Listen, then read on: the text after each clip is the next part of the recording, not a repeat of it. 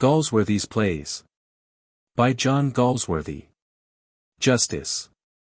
Act 1. The scene is the managing clerk's room, at the offices of James and Walter Howe, on a July morning. The room is old-fashioned, furnished with well-worn mahogany and leather, and lined with tin boxes and estate plans. It has 3 doors. 2 of them are close together in the center of a wall. One of these 2 doors leads to the outer office, which is only divided from the managing clerk's room by a partition of wood and clear glass. And when the door into this outer office is opened, there can be seen the wide outer door leading out onto the stone stairway of the building. The other of these 2 center doors leads to the junior clerk's room. The 3rd door is that leading to the partner's room. The managing clerk, Coxon, is sitting at his table adding up figures in a passbook, and murmuring their numbers to himself. He is a man of 60, wearing spectacles.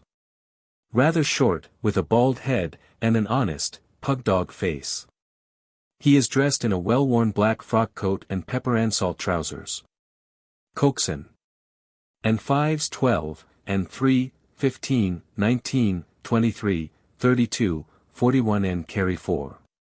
He ticks the page, and goes on murmuring, 5, 7, 12, 17, 24 and 9, 33, 13 and carry 1.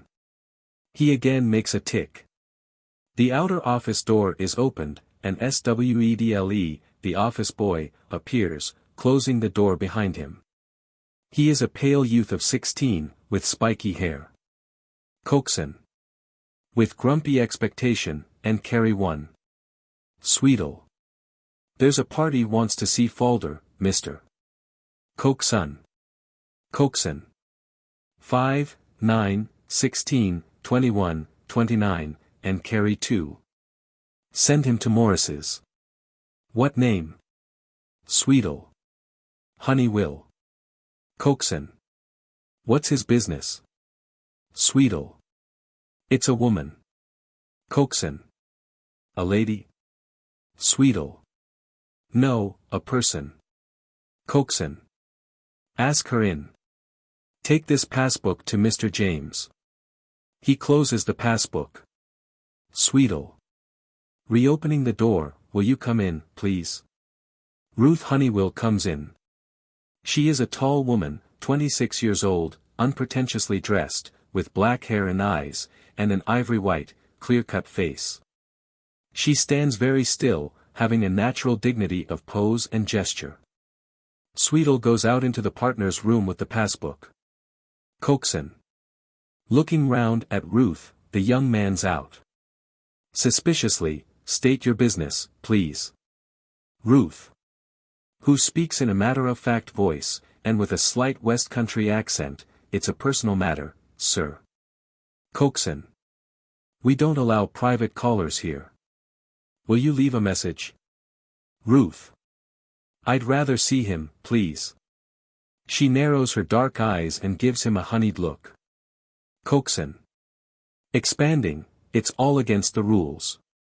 Suppose I had my friends here to see me. It'd never do. Ruth. No, sir. Coxon. A little taken aback, exactly. And here you are wanting to see a junior clerk. Ruth. Yes, sir, I must see him. Coxon. Turning full round to her with a sort of outraged interest, but this is a lawyer's office. Go to his private address. Ruth. He's not there. Coxon.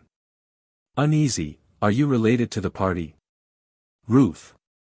No, sir. Coxon. In real embarrassment, I don't know what to say. It's no affair of the office. Ruth. But what am I to do? Coxon. Dear me. I can't tell you that. Swedle comes back. He crosses to the outer office and passes through into it, with a quizzical look at Coxon, carefully leaving the door an inch or 2 open. Coxon. Fortified by this look, this won't do, you know, this won't do at all. Suppose one of the partners came in. An incoherent knocking and chuckling is heard from the outer door of the outer office. Sweetle. Putting his head in, there's some children outside here. Ruth. They're mine, please. Sweetle. Shall I hold them in check? Ruth. They're quite small, sir. She takes a step towards Coxon. Coxon. You mustn't take up his time in office hours, we're a clerk short as it is. Ruth. It's a matter of life and death. Coxon. Again outraged, life and death.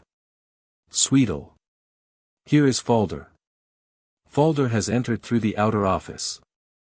He is a pale, good-looking young man, with quick, rather scared eyes. He moves towards the door of the clerk's office, and stands there irresolute. Coxon. Well, I'll give you a minute. It's not regular. Taking up a bundle of papers, he goes out into the partner's room. Ruth. In a low, hurried voice, he's on the drink again, Will. He tried to cut my throat last night. I came out with the children before he was awake. I went round to you. Falder. I've changed my digs. Ruth. Is it all ready for tonight? Falder.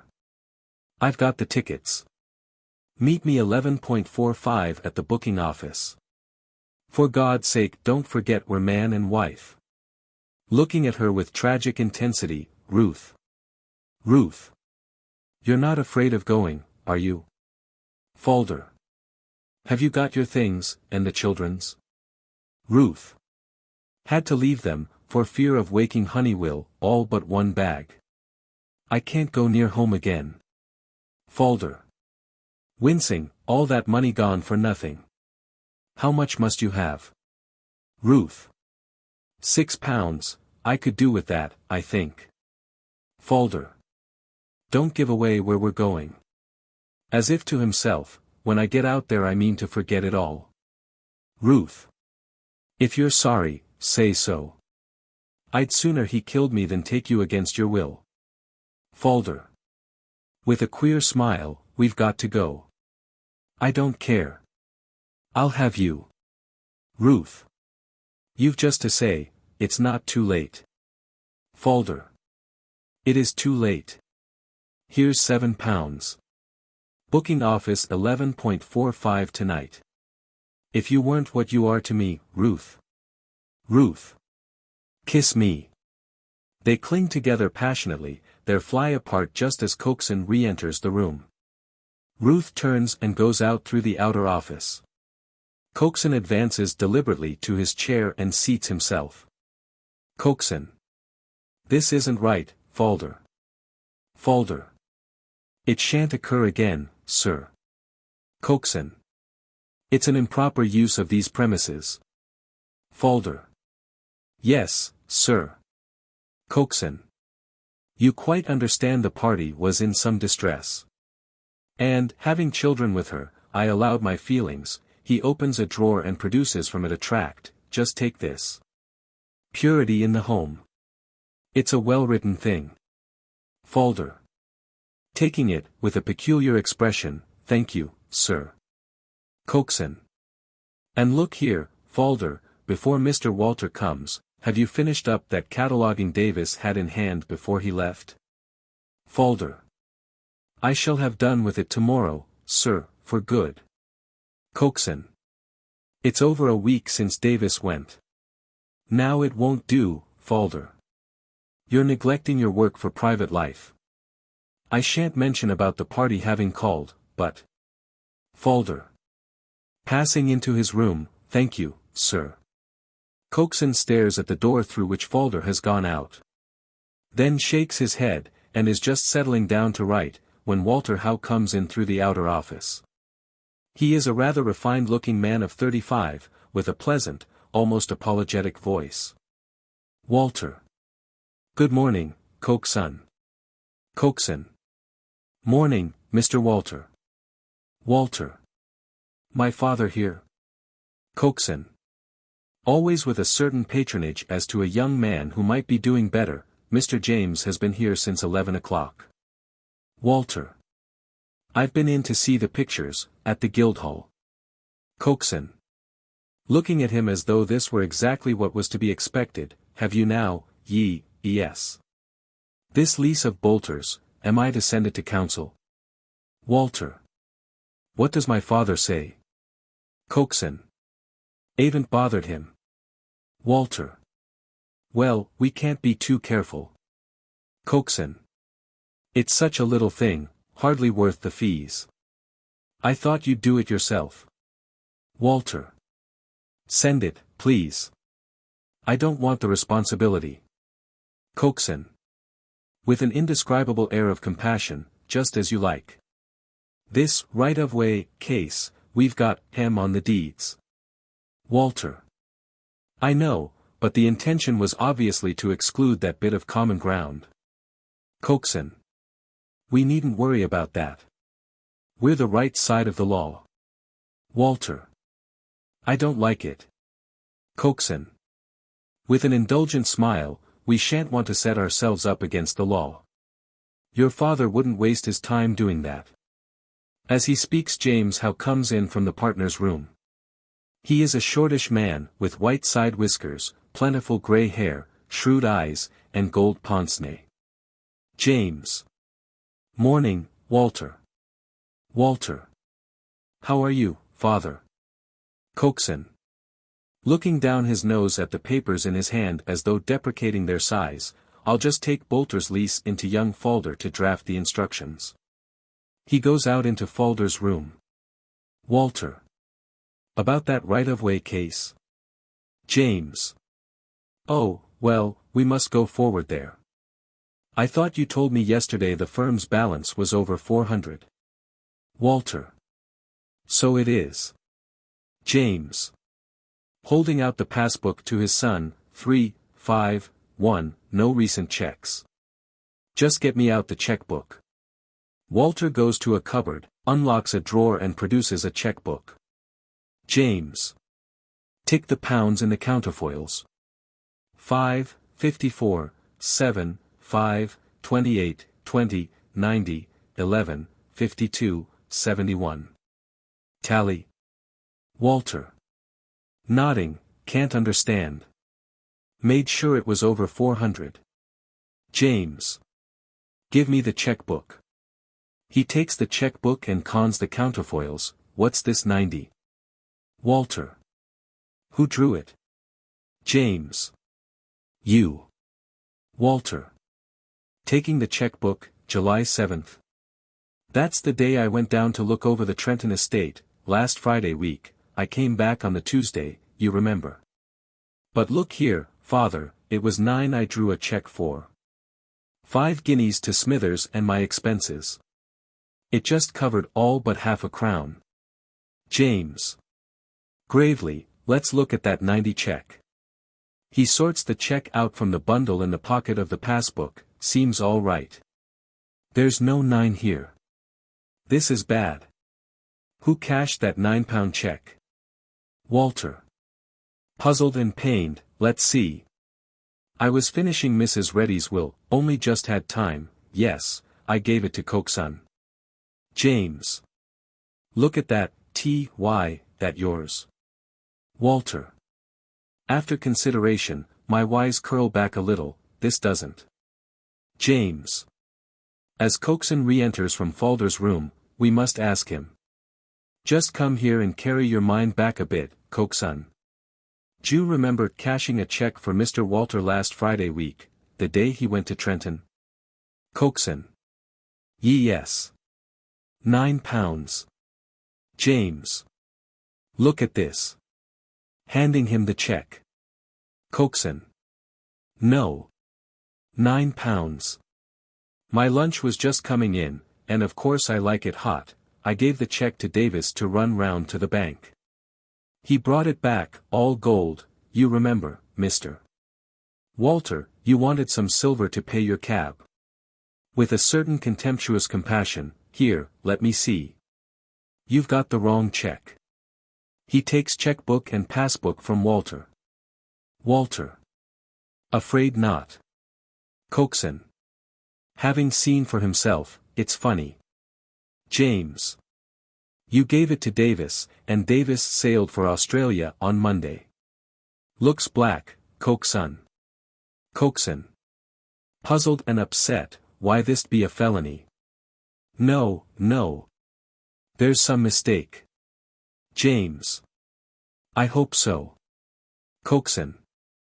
There's never been anything of that sort in the office the 29 years I've been here. James. Looking at check and counterfoil, this is a very clever bit of work, a warning to you not to leave space after your figures, Walter. Walter. Vexed, yes, I know, I was in such a tearing hurry that afternoon. Coxon. Suddenly, this has upset me. James. The counterfoil altered too, very deliberate piece of swindling. What was Davis's ship? Walter. City of Rangoon. James. We ought to wire and have him arrested at Naples, he can't be there yet. Coxon. His poor young wife. I liked the young man. Dear, oh dear. In this office. Walter. Shall I go to the bank and ask the cashier? James. Grimly, bring him round here. And ring up Scotland Yard. Walter. Really? He goes out through the outer office. James paces the room. He stops and looks at Coxon, who is disconsolately rubbing the knees of his trousers. James. Well, Coxon. There's something in character, isn't there? Coxon. Looking at him over his spectacles, I don't quite take you, sir. James. Your story would sound d thin to anyone who didn't know you. Coxon. Yes. He laughs. Then with a sudden gravity, I'm sorry for that young man. I feel it as if it was my own son, Mr. James. James. A nasty business. Coxon. It unsettles you. All goes on regular, and then a thing like this happens. Shan't relish my lunch today. James. As bad as that, Coxon? Coxon. It makes you think. Confidentially, he must have had temptation. James. Not so fast. We haven't convicted him yet. Coxon. I'd sooner have lost a month's salary than had this happen. He broods. James. I hope that fellow will hurry up. Coxon. Keeping things pleasant for the cashier, it isn't 50 yards, Mr. James. He won't be a minute. James. The idea of dishonesty about this office, it hits me hard, Coxon. He goes towards the door of the partner's room. Sweetle. Entering quietly, to Coxon in a low voice, she's popped up again, sir, something she forgot to say to Falder. Coxon. Roused from his abstraction, Impossible. Send her away. James. What's that? Coxon. Nothing, Mr. James. A private matter. Here, I'll come myself. He goes into the outer office as James passes into the partner's room. Now, you really mustn't, we can't have anybody just now. Ruth. Not for a minute, sir. Coxon. Really? Really? I can't have it. If you want him, wait about, he'll be going out for his lunch directly. Ruth. Yes, sir. Walter, entering with the cashier, passes Ruth as she leaves the outer office. Coxon. To the cashier, who resembles a sedentary dragoon, good morning. To Walter, your father's in there. Walter crosses and goes into the partner's room. Coxon. It's a nasty, unpleasant little matter, Mr. Cowley. I'm quite ashamed to have to trouble you. Cowley. I remember the check quite well. As if it were a liver, seemed in perfect order. Coxon. Sit down, won't you? I'm not a sensitive man, but a thing like this about the place, it's not nice. I like people to be open and jolly together. Cowley. Quite so. Coxon. buttonholing him, and glancing toward the partner's room. Of course he's a young man. I've told him about it before now, leaving space after his figures, but he will do it. Cowley. I should remember the person's face, quite a youth. Coxon. I don't think we shall be able to show him to you, as a matter of fact. James and Walter have come back from the partner's room. James. Good morning, Mr. Cowley. You've seen my son and myself, you've seen Mr. Coxon, and you've seen Sweetle, my office boy. It was none of us, I take it. The cashier shakes his head with a smile. James. Be so good as to sit there. Coxon, engage Mr. Cowley in conversation, will you? He goes toward Falder's room. Coxon. Just a word, Mr. James. James. Well. Coxon. You don't want to upset the young man in there, do you? He's a nervous young feller. James. This must be thoroughly cleared up, Coxon, for the sake of Falder's name, to say nothing of yours. Coxon. With some dignity, that'll look after itself, sir. He's been upset once this morning, I don't want him startled again. James. It's a matter of form, but I can't stand upon niceness over a thing like this, too serious. Just talk to Mr. Cowley. He opens the door of Falder's room. James. Bring in the papers in Bolter's lease, will you, Falder? Coxon. Bursting into voice, do you keep dogs? The cashier, with his eyes fixed on the door, does not answer. Coxon. You haven't such a thing as a bulldog pup you could spare me, I suppose? At the look on the cashier's face his jaw drops, and he turns to see Falder standing in the doorway, with his eyes fixed on Cowley, like the eyes of a rabbit fastened on a snake. Falder. Advancing with the papers, here they are, sir. James. Taking them, thank you. Falder. Do you want me, sir? James. No, thanks. Falder turns and goes back into his own room. As he shuts the door James gives the cashier an interrogative look, and the cashier nods. James. Sure. This isn't as we suspected. Cowley. Quite. He knew me. I suppose he can't slip out of that room? Coxon. Gloomily, there's only the window, a whole floor and a basement. The door of Falder's room is quietly opened, and Falder, with his hat in his hand, moves towards the door of the outer office. James.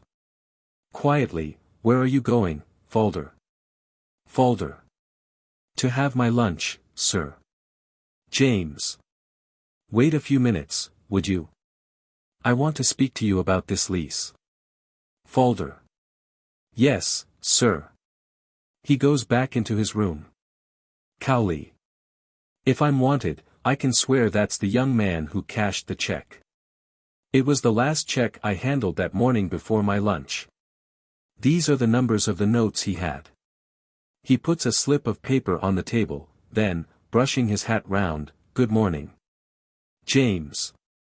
Good morning, Mr. Cowley. Cowley. To Coxon, good morning. Coxon. With stupefaction, good morning. The cashier goes out through the outer office. Coxon sits down in his chair, as though it were the only place left in the morass of his feelings. Walter. What are you going to do? James. Have him in. Give me the check and the counterfoil. Coxon. I don't understand. I thought young Davis. James. We shall see. Walter. One moment, father, have you thought it out? James. Call him in. Coxon. Rising with difficulty and opening Falder's door, hoarsely, step in here a minute. Falder. Impassively, yes, sir. James. Turning to him suddenly with the check held out, you know this check, Falder? Falder. No, sir. Jades. Look at it. You cashed it last Friday week. Folder. Oh. Yes, sir, that one, Davis gave it me. James. I know. And you gave Davis the cash. Folder. Yes, sir. James. When Davis gave you the check, was it exactly like this? Folder. Yes, I think so, sir. James. You know that Mr. Walter drew that check for £9? Folder. No, sir, 90. James. 9, Folder. Folder. Faintly, I don't understand, sir. James. The suggestion, of course, is that the check was altered, whether by you or Davis is the question. Folder. I. Coxon. Take your time, take your time. Folder. Regaining his impassivity, not by me, sir. James. The check was handed to Coxon by Mr. Walter at 1 o'clock, we know that because Mr. Coxon's lunch had just arrived. Coxon. I couldn't leave it. James. Exactly. He therefore gave the check to Davis.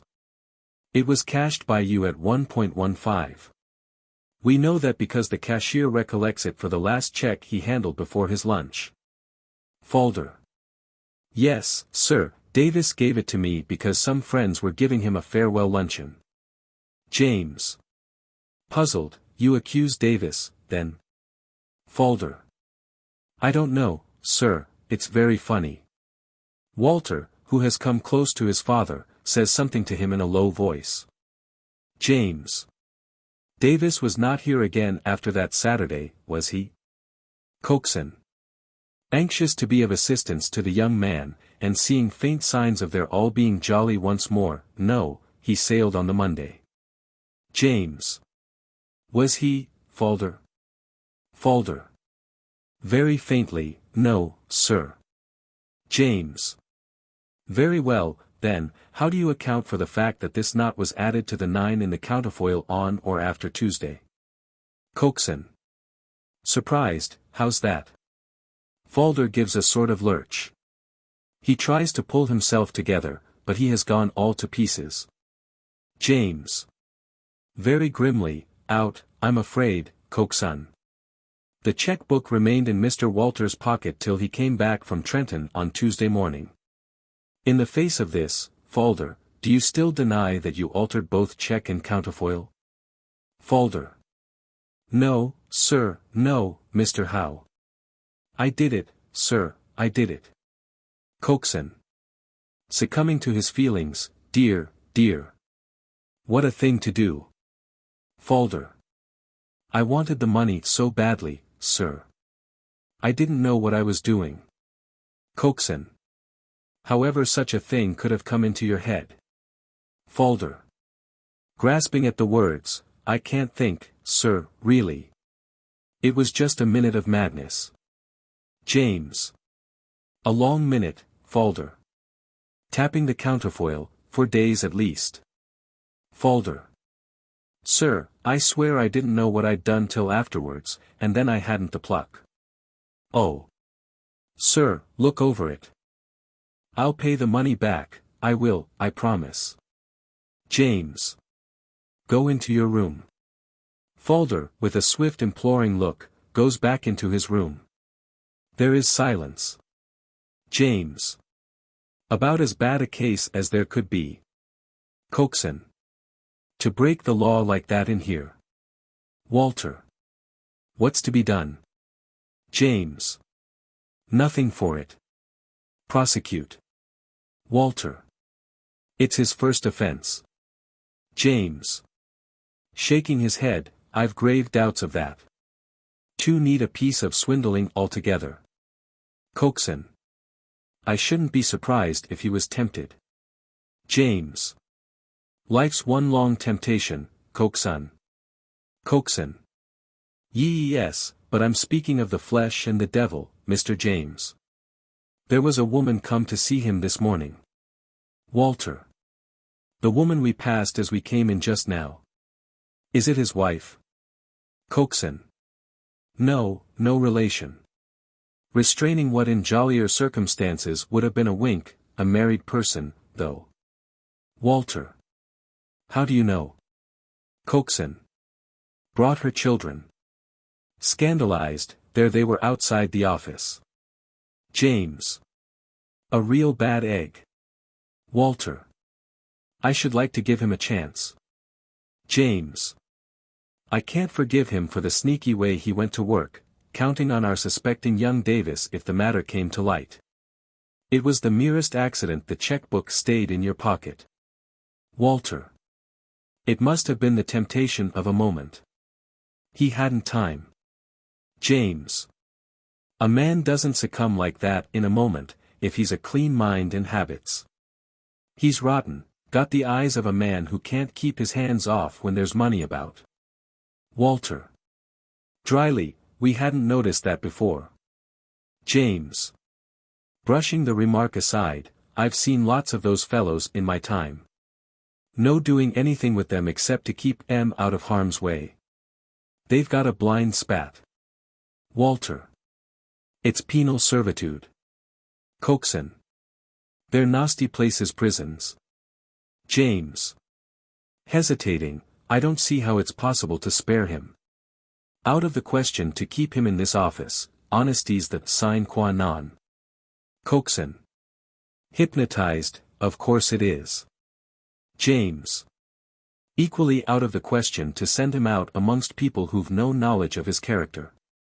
One must think of society. Walter. But to brand him like this? James. If it had been a straightforward case I'd give him another chance. It's far from that. He has dissolute habits. Coaxin.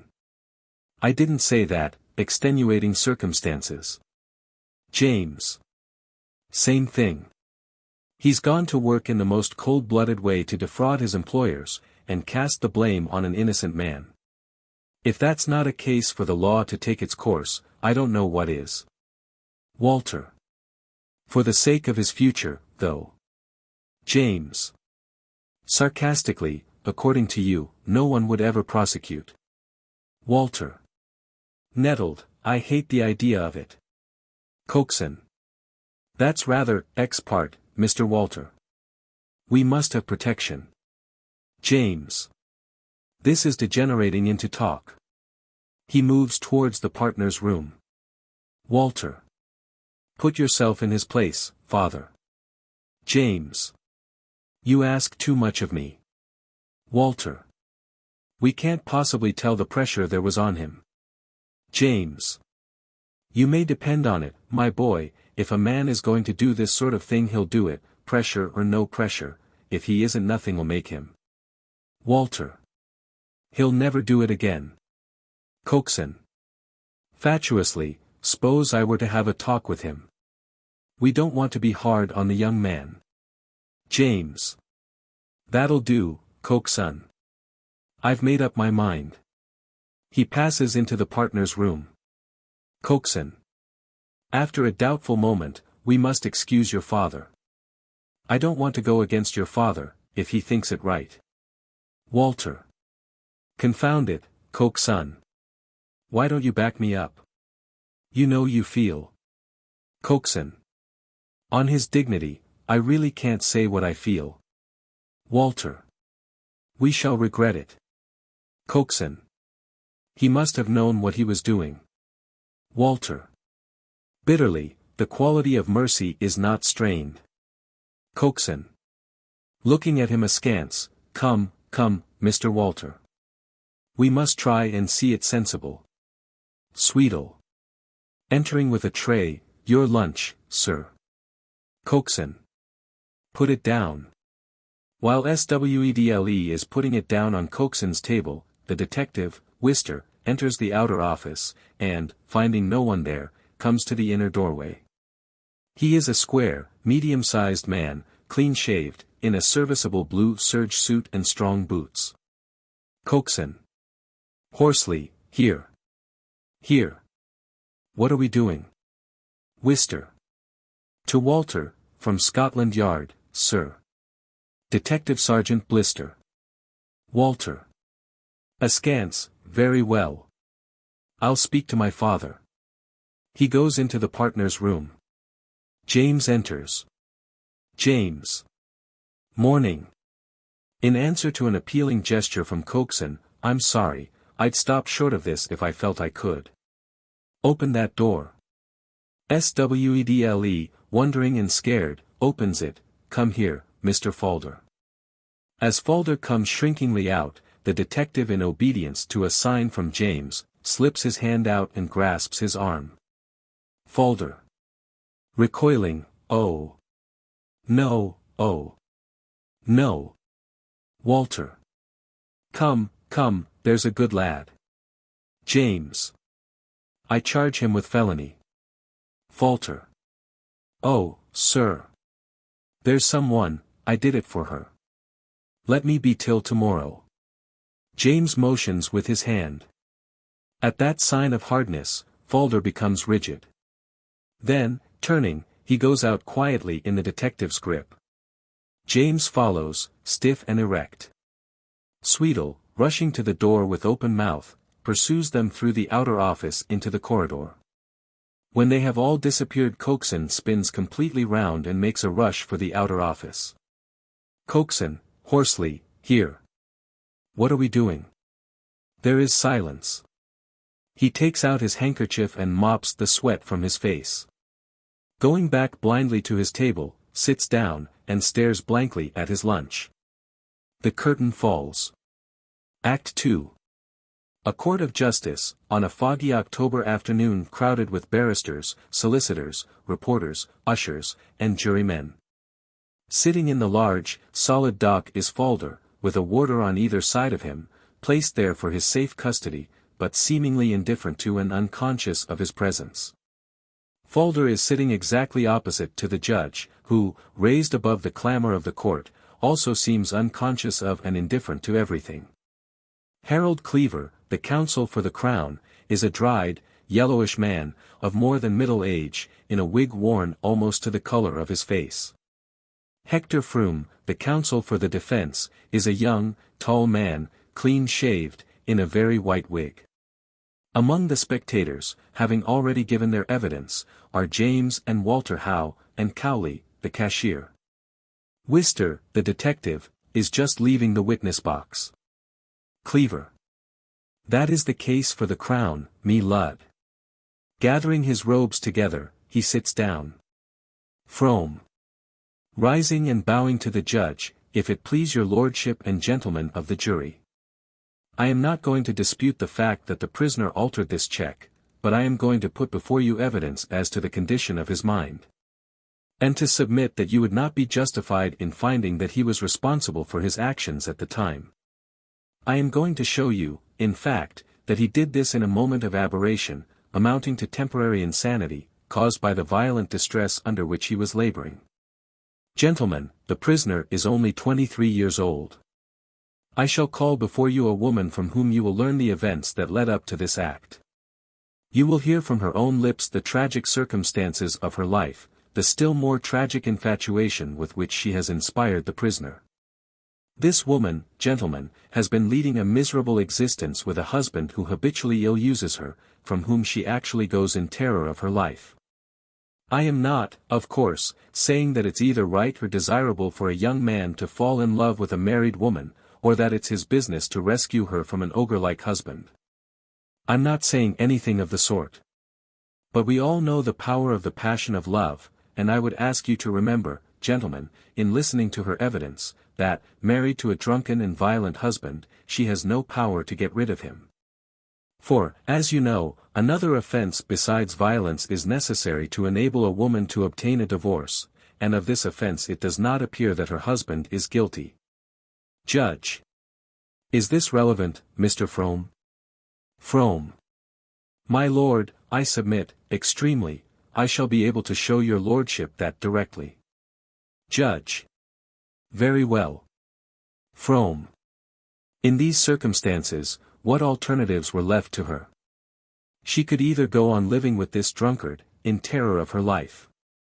Or she could apply to the court for a separation order. Well, gentlemen, my experience of such cases assures me that this would have given her very insufficient protection from the violence of such a man. And even if effectual would very likely have reduced her either to the workhouse or the streets, for it's not easy, as she is now finding, for an unskilled woman without means of livelihood to support herself and her children without resorting either to the poor law or, to speak quite plainly, to the sale of her body. Judge. You are ranging rather far, Mr. Frome. Frome. I shall fire point blank in a minute, my lord. Judge. Let us hope so. Frome. Now, gentlemen, mark, and this is what I have been leading up to, this woman will tell you, and the prisoner will confirm her, that, confronted with such alternatives, she set her whole hopes on himself. Knowing the feeling with which she had inspired him, she saw a way out of her misery by going with him to a new country, where they would both be unknown, and might pass as husband and wife. This was a desperate and, as my friend Mr. Cleaver will no doubt call it, an immoral resolution. But, as a fact, the minds of both of them were constantly turned towards it. One wrong is no excuse for another, and those who are never likely to be faced by such a situation possibly have the right to hold up their hands. As to that I prefer to say nothing. But whatever view you take, gentlemen, of this part of the prisoner's story, whatever opinion you form of the right of these two young people under such circumstances to take the law into their own hands, the fact remains that this young woman in her distress, and this young man, little more than a boy, who was so devotedly attached to her, did conceive this, if you like, reprehensible design of going away together. Now, for that, of course, they required money, and they had none. As to the actual events of the morning of July 7th, on which this check was altered, the events on which I rely to prove the defendant's irresponsibility, I shall allow those events to speak for themselves, through the lips of my witness. Robert Cokeson. He turns, looks round, takes up a sheet of paper, and waits. Cokeson is summoned into court, and goes into the witness box, holding his hat before him.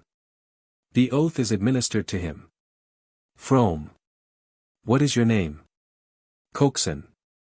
Robert Cokeson. Frome.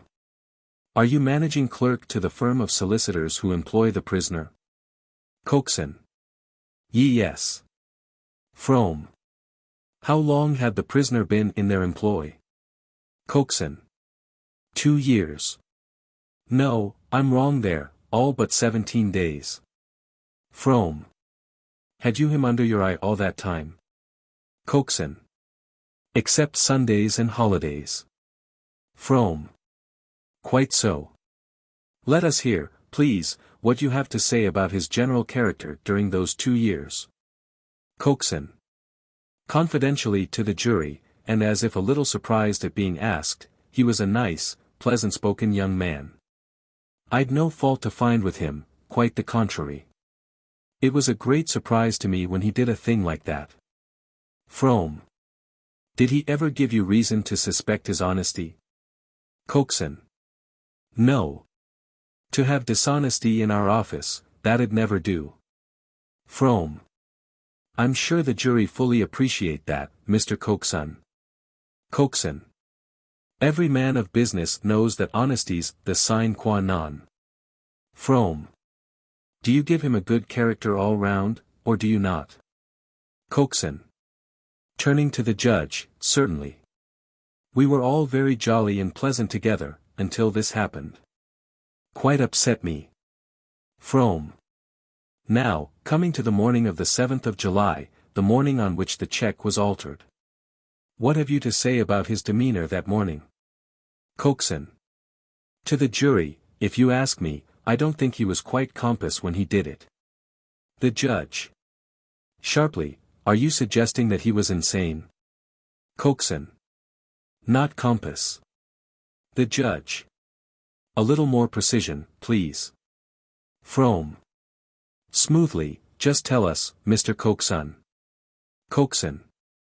Somewhat outraged, well, in my opinion, looking at the judge, such as it is, he was jumpy at the time. The jury will understand my meaning. Frome. Will you tell us how you came to that conclusion? Coxswain. Yes, I will. I have my lunch in from the restaurant, a chop and a potato, saves time. That day it happened to come just as Mr. Walter Howe handed me the check. Well, I like it hot. So I went into the clerk's office and I handed the check to Davis, the other clerk, and told him to get change. I noticed young Falder walking up and down. I said to him, "This is not the zoological gardens, Falder." Frome. Do you remember what he answered? Coxswain. Yes, I wish to God it were. Struck me as funny. Frome. Did you notice anything else peculiar? Coxswain. I did. Frome. What was that? Coxswain. His collar was unbuttoned. Now, I like a young man to be neat. I said to him, "Your collar's unbuttoned." Frome. And what did he answer? Coxswain. Stared at me. It wasn't nice. The judge. Stared at you. Isn't that a very common practice? Coxswain. Yes, but it was the look in his eyes. I can't explain my meaning, it was funny. Frome. Had you ever seen such a look in his eyes before? Coxswain. No. If I had I should have spoken to the partners. We can't have anything eccentric in our profession. The judge. Did you speak to them on that occasion? Coxswain.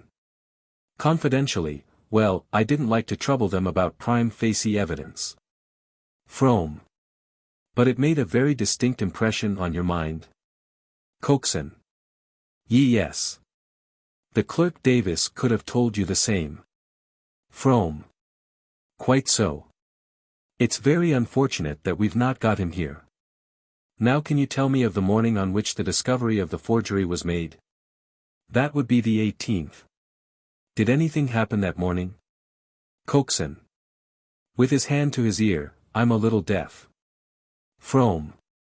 Was there anything in the course of that morning, I mean before the discovery, that caught your attention? Coxswain. Yes, a woman.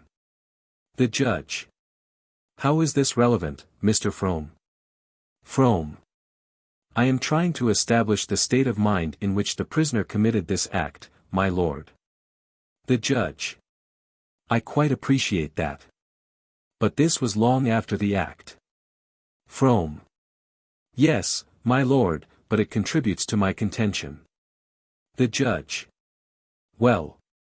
Frome. You say a woman. Do you mean that she came to the office? Coxswain. Yes. Frome. What for? Coxswain. Asked to see young Falder, he was out at the moment. Frome. Did you see her? Coxswain.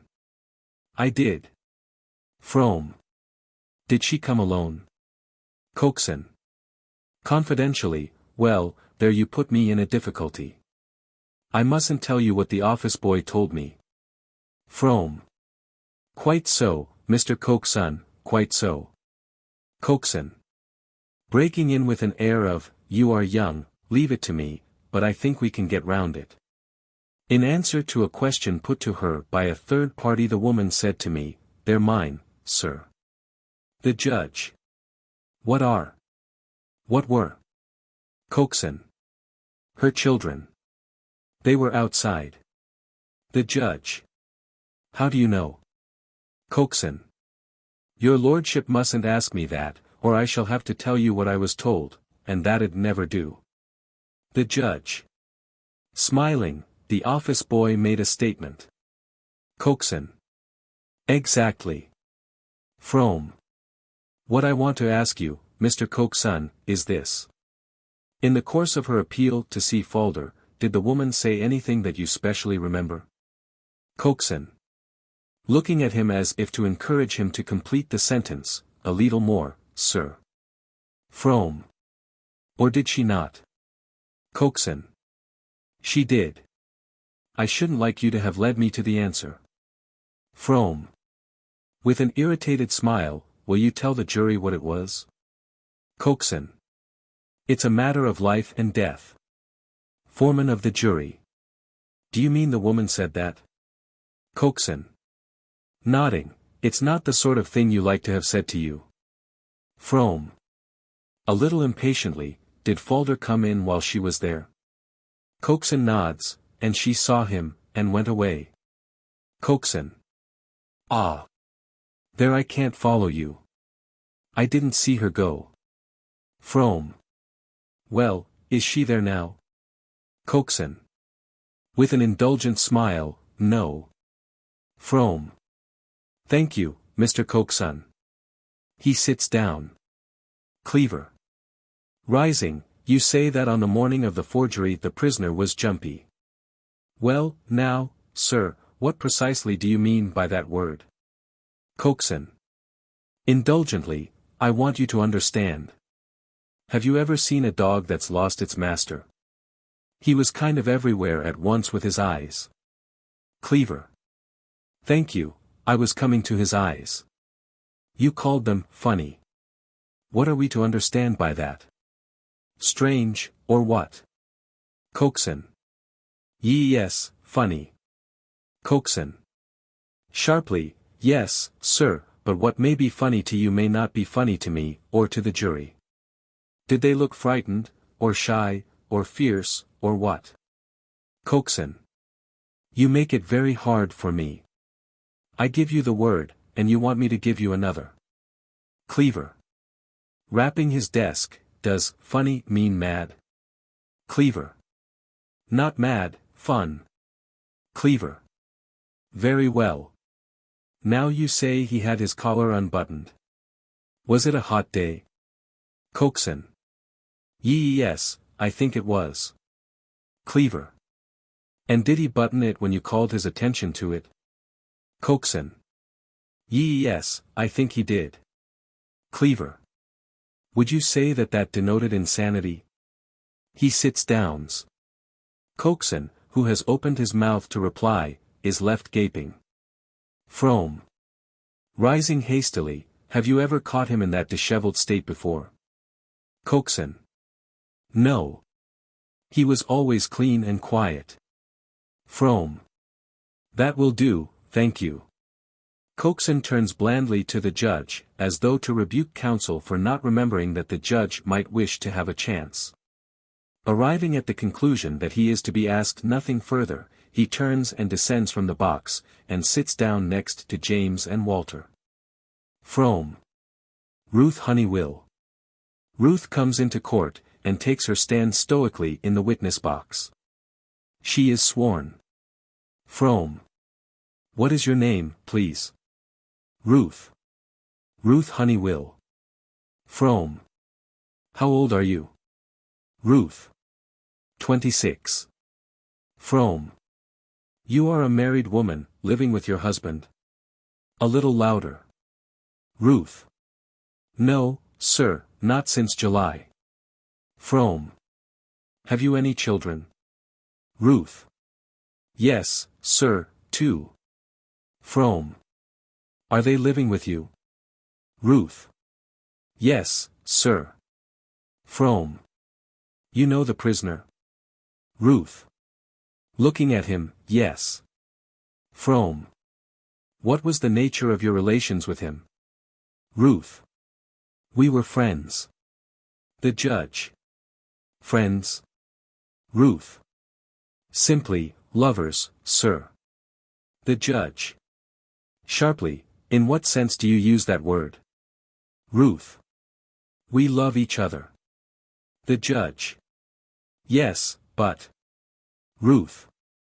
Shaking her head, no, your lordship, not yet. The judge. Not yet. He looks from Ruth to Falder, well. Frome. What is your husband? Ruth. Traveler. Frome. And what was the nature of your married life? Ruth. Shaking her head, it don't bear talking about. Frome. Did he ill-treat you, or what? Ruth. Ever since my first was born. Frome. In what way? Ruth. I'd rather not say. All sorts of ways. The judge. I am afraid I must stop this, you know. Ruth. Pointing to Falder, he offered to take me out of it, sir. We were going to South America. Frome. Hastily, yes, quite, and what prevented you? Ruth. I was outside his office when he was taken away. It nearly broke my heart. Frome. You knew, then, that he had been arrested? Ruth. Yes, sir. I called at his office afterwards, and, pointing to Coxon, that gentleman told me all about it. Frome. Now, do you remember the morning of Friday, July 7th? Ruth. Yes. Frome. Why? Ruth. My husband nearly strangled me that morning. The judge. Nearly strangled you. Ruth. Bowing her head, yes, my lord. Frome. With his hands, or? Ruth. Yes, I just managed to get away from him. I went straight to my friend. It was 8 o'clock. The judge. In the morning? Your husband was not under the influence of liquor then? Ruth. It wasn't always that. Frome. In what condition were you? Ruth. In very bad condition, sir. My dress was torn, and I was half choking. Frome. Did you tell your friend what had happened? Ruth. Yes. I wish I never had. Frome. It upset him. Ruth. Dreadfully. Frome. Did he ever speak to you about a check? Ruth. Never. Froze. Did he ever give you any money? Ruth. Yes. Frome. When was that? Ruth. On Saturday. Frome. The 8th? Ruth. To buy an outfit for me and the children, and get all ready to start. Frome. Did that surprise you, or not? Ruth. What, sir? Frome. That he had money to give you. Ring. Yes, because on the morning when my husband nearly killed me my friend cried because he hadn't the money to get me away. He told me afterwards he'd come into a windfall. Frome. And when did you last see him? Ruth. The day he was taken away, sir. It was the day we were to have started. Frome. Oh, yes, the morning of the arrest. Well, did you see him at all between the Friday and that morning? Ruth nods. What was his manner then? Ruth. Dumb, like, sometimes he didn't seem able to say a word. Frome. As if something unusual had happened to him. Ruth. Yes. Frome. Painful, or pleasant, or what? Ruth. Like a fate hanging over him. Frome. Hesitating, tell me, did you love the prisoner very much? Ruth. Bowing her head, yes. Frome. And had he a very great affection for you? Ruth. Looking at Falder, yes, sir. Frome. Now, ma'am, do you or do you not think that your danger and unhappiness would seriously affect his balance, his control over his actions? Ruth.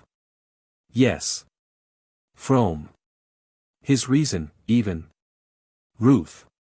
For a moment like, I think it would. Frome. Was he very much upset that Friday morning, or was he fairly calm? Ruth. Dreadfully upset. I could hardly bear to let him go from me. Frome. Do you still love him? Ruth. With her eyes on Falder, he's ruined himself for me. Frome. Thank you. He sits down. Ruth remains stoically upright in the witness box. Cleaver. In a considerate voice, when you left him on the morning of Friday the 7th you would not say that he was out of his mind, I suppose? Ruth. No, sir. Cleaver. Thank you. I've no further questions to ask you. Ruth. Bending a little forward to the jury, I would have done the same for him, I would indeed. The judge. Please, please. You say your married life is an unhappy one. Faults on both sides. Ruth. Only that I never bowed down to him. I don't see why I should, sir, not to a man like that. The judge. You refuse to obey him. Ruth. Avoiding the question, I've always studied him to keep things nice. The judge. Until you met the prisoner, was that it? Ruth. No, even after that. The judge. I ask, you know, because you seem to me to glory in this affection of yours for the prisoner. Ruth. Hesitating, I do. It's the only thing in my life now. The judge. Staring at her hard, well, step down, please. Ruth looks at Falder, then passes quietly down and takes her seat among the witnesses. Frome. I call the prisoner, my lord. Falder leaves the dock, goes into the witness box, and is duly sworn. Frome. What is your name? Falder. William Falder. Frome. And age? Falder. 23. Frome. You are not married. Falder shakes his head. Frome. How long have you known the last witness? Falder. 6 months. Frome. Is her account of the relationship between you a correct one? Falder. Yes. Frome. You became devotedly attached to her, however. Falder. Yes. The judge. Though you knew she was a married woman. Falder. I couldn't help it, your lordship. The judge. Couldn't help it. Falder. I didn't seem able to. The judge slightly shrugs his shoulders. Frome. How did you come to know her? Falder. Through my married sister. Frome. Did you know whether she was happy with her husband? Falder. It was trouble all the time. Frome. You knew her husband? Falder. Only through her, he's a brute. The judge. I can't allow indiscriminate abuse of a person not present. Frome. Bowing, if your lordship pleases. To Falder, you admit altering this check. Falder bows his head. Frome. Carry your mind, please, to the morning of Friday, July the 7th, and tell the jury what happened. Falder. Turning to the jury, I was having my breakfast when she came. Her dress was all torn, and she was gasping and couldn't seem to get her breath at all. There were the marks of his fingers round her throat, her arm was bruised, and the blood had got into her eyes dreadfully. It frightened me, and then when she told me, I felt, well, it was too much for me. Hardening suddenly, if you'd seen it, having the feelings for her that I had, you'd have felt the same, I know. Frome. Yes. Falder. When she left me, because I had to go to the office, I was out of my senses for fear that he'd do it again, and thinking what I could do. I couldn't work, all the morning I was like that, simply couldn't fix my mind on anything. I couldn't think at all. I seemed to have to keep moving. When Davis, the other clerk, gave me the check, he said, "It'll do you good, Will, to have a run with this. You seem half off your chump this morning." Then when I had it in my hand, I don't know how it came, but it just flashed across me that if I put the tie and the knot there would be the money to get her away. It just came and went, I never thought of it again. Then Davis went out to his luncheon, and I don't really remember what I did till I'd pushed the check through to the cashier under the rail. I remember his saying, "Gold or notes?" Then I suppose I knew what I'd done. Anyway, when I got outside I wanted to chuck myself under a bus, I wanted to throw the money away, but it seemed I was in for it, so I thought at any rate I'd save her. Of course the tickets I took for the passage and the little I gave her's been wasted, and all, except what I was obliged to spend myself, I've restored. I keep thinking over and over however it was I came to do it, and how I can't have it all again to do differently. Falder is silent, twisting his hands before him. Frome. How far is it from your office to the bank? Falder. Not more than 50 yards, sir. Frome. From the time Davis went out to lunch to the time you cashed the check, how long do you say it must have been? Falder. It couldn't have been 4 minutes, sir, because I ran all the way. Frome. During those 4 minutes you say you remember nothing? Falder. No, sir, only that I ran. Frome. Not even adding the tie and the knot? Falder. No, sir. I don't really. Frome sits down, and Cleaver rises. Cleaver. But you remember running, do you? Falder. I was all out of breath when I got to the bank. Cleaver. And you don't remember altering the check? Falder. Faintly, no, sir. Cleaver. Divested of the romantic glamour which my friend is casting over the case, is this anything but an ordinary forgery? Come. Falder. I was half frantic all that morning, sir. Cleaver. Now. You don't deny that the tie and the knot were so like the rest of the handwriting as to thoroughly deceive the cashier? Falder. It was an accident. Cleaver. Cheerfully, queer sort of accident, wasn't it? On which day did you alter the counterfoil? Falder. Hanging his head, on the Wednesday morning. Cleaver. Was that an accident too? Falder. Faintly, no. Cleaver. To do that you had to watch your opportunity, I suppose? Falder. Almost inaudibly, yes. Cleaver. You don't suggest that you were suffering under great excitement when you did that? Falder. I was haunted. Cleaver. With the fear of being found out? Falder. Very low, yes. The judge. Didn't it occur to you that the only thing for you to do was to confess to your employers, and restore the money? Falder. I was afraid. There is silence. Cleaver.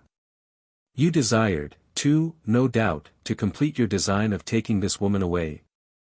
Falder. When I found I'd done a thing like that, to do it for nothing seemed so dreadful. I might just as well have chucked myself into the river. Cleaver. You knew that the clerk Davis was about to leave England, didn't it occur to you when you altered this check that suspicion would fall on him? Falder. It was all done in a moment. I thought of it afterwards. Cleaver. And that didn't lead you to avow what you'd done? Falder. Sullenly, I meant to write when I got out there, I would have repaid the money. The judge. But in the meantime your innocent fellow clerk might have been prosecuted. Falder. I knew he was a long way off, your lordship. I thought there'd be time. I didn't think they'd find it out so soon. Frome. I might remind your lordship that as Mr.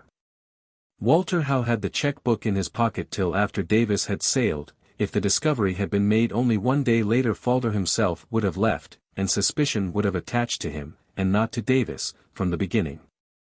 The judge. The question is whether the prisoner knew that suspicion would light on himself, and not on Davis. To Falder sharply, did you know that Mr. Walter Howe had the checkbook till after Davis had sailed? Falder. I thought, he. The judge. Now speak the truth, yes or no. Falder. Very low, no, my lord. I had no means of knowing. The judge. That disposes of your point, Mr. Frome. Frome bows to the judge. Cleaver. Has any aberration of this nature ever attacked you before? Falder. Faintly, no, sir. Cleaver. You had recovered sufficiently to go back to your work that afternoon? Falder. Yes, I had to take the money back. Cleaver. You mean the £9. Your wits were sufficiently keen for you to remember that. And you still persist in saying you don't remember altering this check. He sits down. Falder. If I hadn't been mad I should never have had the courage. Frome. Rising, did you have your lunch before going back? Falder. I never ate a thing all day. And at night I couldn't sleep. Frome. Now, as to the 4 minutes that elapsed between Davis's going out and your cashing the check, do you say that you recollect nothing during those 4 minutes? Falder. After a moment, I remember thinking of Mr. Coxon's face. Frome. Of Mr. Coxon's face. Had that any connection with what you were doing? Falder. No, sir. Frome. Was that in the office, before you ran out? Falder. Yes, and while I was running. Frome. And that lasted till the cashier said, "Will you have gold or notes?" Falder. Yes, and then I seemed to come to myself, and it was too late. Frome. Thank you. That closes the evidence for the defense, my lord. The judge nods, and Falder goes back to his seat in the dock. Frome. Gathering up notes, if it please your lordship, gentlemen of the jury, my friend in cross-examination has shown a disposition to sneer at the defense which has been set up in this case, and I am free to admit that nothing I can say will move you. If the evidence has not already convinced you that the prisoner committed this act in a moment when to all practical intents and purposes he was not responsible for his actions. A moment of such mental and moral vacuity, arising from the violent emotional agitation under which he had been suffering, as to amount to temporary madness. My friend has alluded to the romantic glamour with which I have sought to invest this case. Gentlemen, I have done nothing of the kind. I have merely shown you the background of life, that palpitating life which, believe me, whatever my friend may say, always lies behind the commission of a crime. Now gentlemen, we live in a highly civilized age, and the sight of brutal violence disturbs us in a very strange way, even when we have no personal interest in the matter. But when we see it inflicted on a woman whom we love, what then? Just think of what your own feelings would have been, each of you, at the prisoner's age, and then look at him. Well. He is hardly the comfortable, shall we say bucolic, person likely to contemplate with equanimity marks of gross violence on a woman to whom he was devotedly attached. Yes, gentlemen, look at him. He has not a strong face. But neither has he a vicious face. He is just the sort of man who would easily become the prey of his emotions. You have heard the description of his eyes. My friend may laugh at the word funny, I think it better describes the peculiar uncanny look of those who are strained to breaking point than any other word which could have been used. I don't pretend, mind you, that his mental irresponsibility was more than a flash of darkness, in which all sense of proportion became lost. But to contend, that, just as a man who destroys himself at such a moment may be, and often is, absolved from the stigma attaching to the crime of self-murder, so he may, and frequently does, commit other crimes while in this irresponsible condition, and that he may as justly be acquitted of criminal intent and treated as a patient. I admit that this is a plea which might well be abused. It is a matter for discretion. But here you have a case in which there is every reason to give the benefit of the doubt. You heard me ask the prisoner what he thought of during those 4 fatal minutes. What was his answer? I thought of Mr. Coxon's face. Gentlemen, no man could invent an answer like that, it is absolutely stamped with truth. You have seen the great affection, legitimate or not, existing between him and this woman, who came here to give evidence for him at the risk of her life. It is impossible for you to doubt his distress on the morning when he committed this act. We well know what terrible havoc such distress can make in weak and highly nervous people. It was all the work of a moment. The rest has followed, as death follows a stab to the heart, or water drops if you hold up a jug to empty it. Believe me, gentlemen, there is nothing more tragic in life than the utter impossibility of changing what you have done. Once this check was altered and presented, the work of 4 minutes, for mad minutes, the rest has been silence. But in those 4 minutes the boy before you has slipped through a door, hardly opened, into that great cage which never again quite lets a man go, the cage of the law. His further acts, his failure to confess, the alteration of the counterfoil, his preparations for flight, are all evidence, not of deliberate and guilty intention when he committed the prime act from which these subsequent acts arose. No, they are merely evidence of the weak character which is clearly enough his misfortune. But is a man to be lost because he is bred and born with a weak character? Gentlemen, men like the prisoner are destroyed daily under our law for want of that human insight which sees them as they are, patients, and not criminals. If the prisoner be found guilty, and treated as though he were a criminal type, he will, as all experience shows, in all probability become one. I beg you not to return a verdict that may thrust him back into prison and brand him forever. Gentlemen, justice is a machine that, when someone has once given it the starting push, rolls on of itself. Is this young man to be ground to pieces under this machine for an act which at the worst was one of weakness? Is he to become a member of the luckless crews that man those dark, ill-starred ships called prisons? Is that to be his voyage from which so few return? Or is he to have another chance, to be still looked on as one who has gone a little astray, but who will come back? I urge you, gentlemen, do not ruin this young man. For, as a result of those 4 minutes, ruin, utter and irretrievable, stares him in the face. He can be saved now. Imprison him as a criminal, and I affirm to you that he will be lost. He has neither the face nor the manner of one who can survive that terrible ordeal. Weigh in the scales his criminality and the suffering he has undergone. The latter is 10 times heavier already. He has lain in prison under this charge for more than 2 months. Is he likely ever to forget that? Imagine the anguish of his mind during that time. He has had his punishment, gentlemen, you may depend. The rolling of the chariot wheels of justice over this boy began when it was decided to prosecute him. We are now already at the 2nd stage. If you permit it to go on to the 3rd, I would not give that for him. He holds up finger and thumb in the form of a circle, drops his hand, and sits dozen. The jury stir, and consult each other's faces. Then they turn towards the counsel for the crown, who rises, and, fixing his eyes on a spot that seems to give him satisfaction, slides them every now and then towards the jury. Cleaver. May it please your lordship, rising on his toes, gentlemen of the jury, the facts in this case are not disputed, and the defense, if my friend will allow me to say so, is so thin that I don't propose to waste the time of the court by taking you over the evidence. The plea is one of temporary insanity. Well, gentlemen, I dare say it is clearer to me than it is to you why this rather, what shall we call it, bizarre defense has been set up. The alternative would have been to plead guilty. Now, gentlemen, if the prisoner had pleaded guilty, my friend would have had to rely on a simple appeal to his lordship.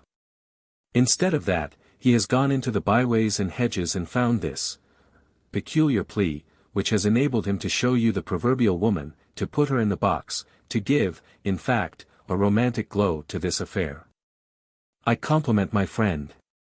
I think it highly ingenious of him. By these means, he has, to a certain extent, got round the law. He has brought the whole story of motive and stress out in court, at first hand, in a way that he would not otherwise have been able to do.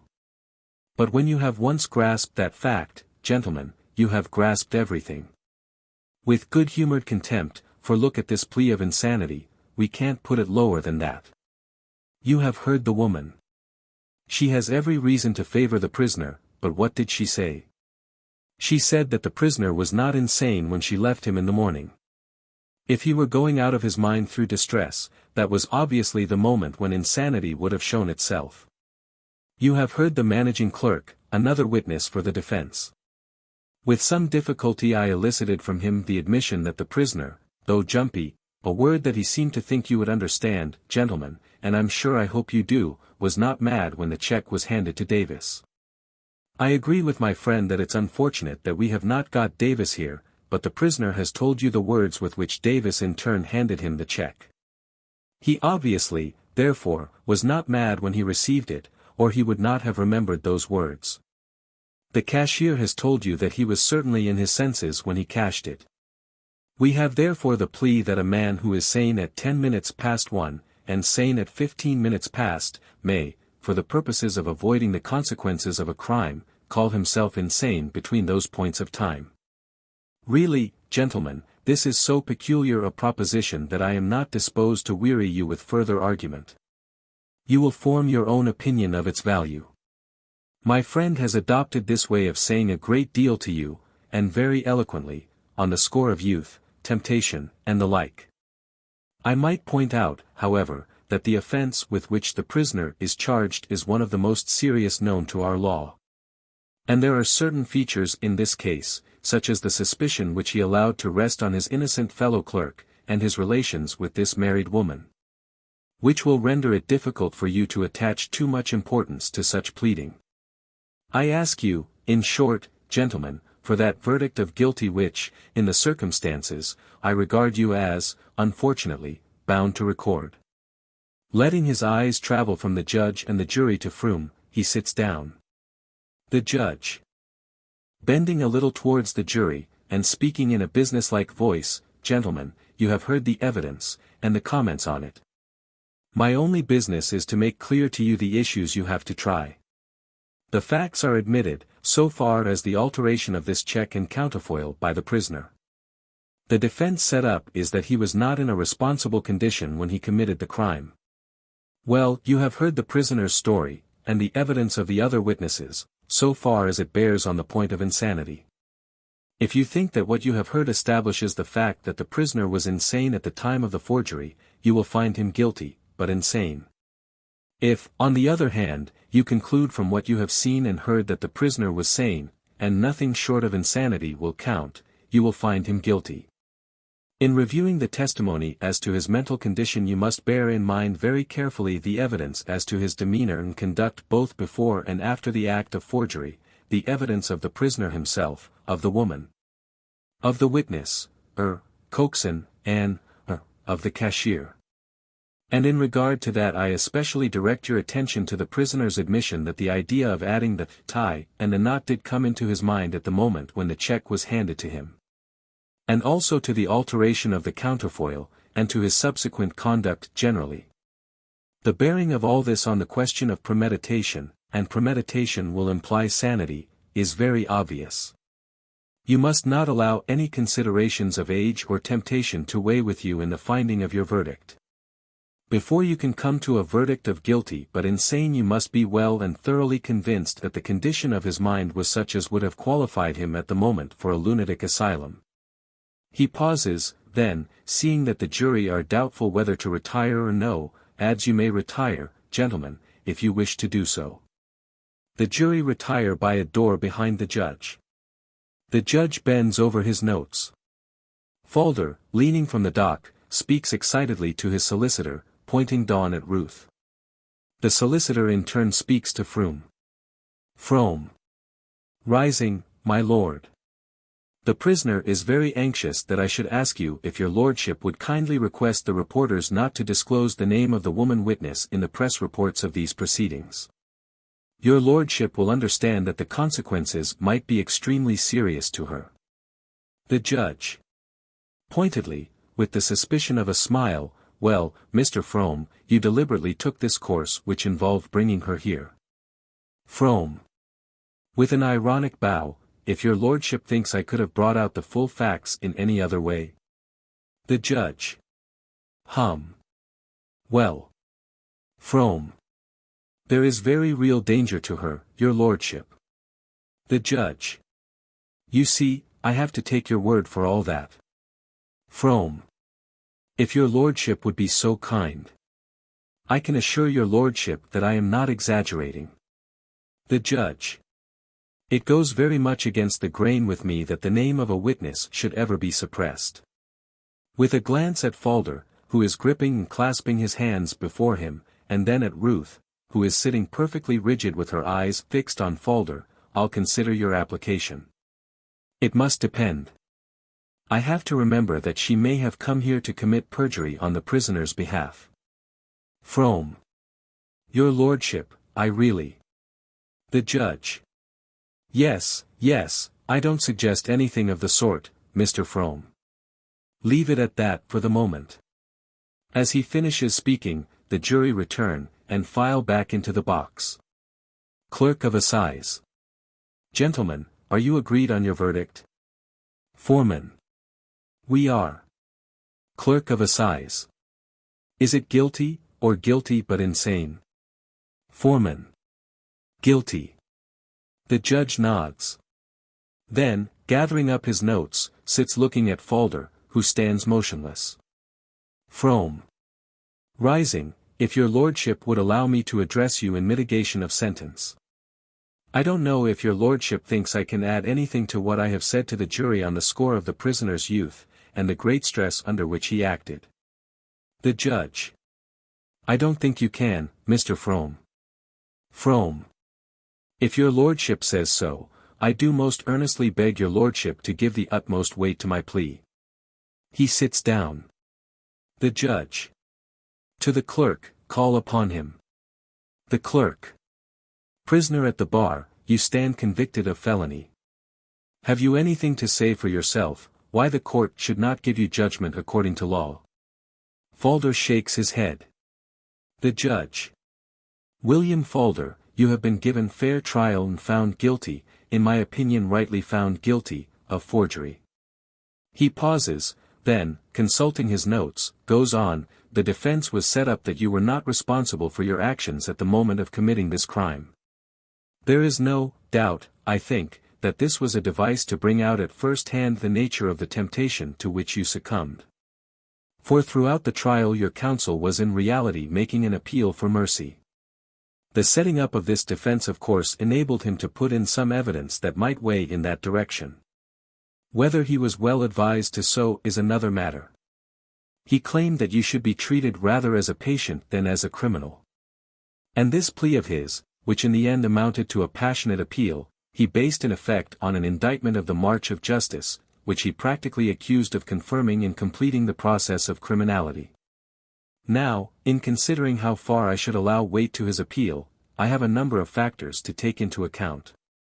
I have to consider on the one hand the grave nature of your offense, the deliberate way in which you subsequently altered the counterfoil, the danger you caused to an innocent man, and that, to my mind, is a very grave point, and finally I have to consider the necessity of deterring others from following your example.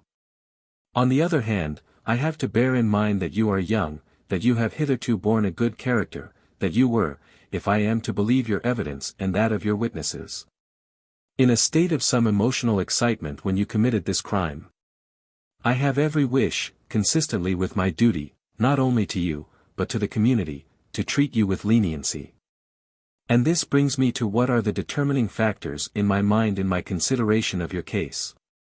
You are a clerk in a lawyer's office, that is a very serious element in this case. There can be no possible excuse made for you on the ground that you were not fully conversant with the nature of the crime you were committing, and the penalties that attach to it. It is said, however, that you were carried away by your emotions. The story has been told here today of your relations with this Mrs. Honeywell. On that story both the defense and the plea for mercy were in effect based. Now what is that story? It is that you, a young man, and she, a young woman, unhappily married, had formed an attachment, which you both say, with what truth I am unable to gauge, had not yet resulted in immoral relations, but which you both admit was about to result in such relationship. Your counsel has made an attempt to palliate this, on the ground that the woman is in what he describes, I think, as a hopeless position. As to that I can express no opinion. She is a married woman, and the fact is patent that you committed this crime with the view of furthering an immoral design. Now, however I might wish, I am not able to justify to my conscience a plea for mercy which has a basis inimical to morality. It is vitiated ab initio, and would, if successful, free you for the completion of this immoral project. Your counsel has made an attempt to trace your offense back to what he seems to suggest is a defect in the marriage law. He has made an attempt also to show that to punish you with further imprisonment would be unjust. I do not follow him in these flights. The law is what it is, a majestic edifice, sheltering all of us, each stone of which rests on another. I am concerned only with its administration. The crime you have committed is a very serious one. I cannot feel it in accordance with my duty to society to exercise the powers I have in your favor. You will go to penal servitude for 3 years. Falder, who throughout the judge's speech has looked at him steadily, lets his head fall forward on his breast. Ruth starts up from her seat as he is taken out by the warders. There is a bustle in court. The judge.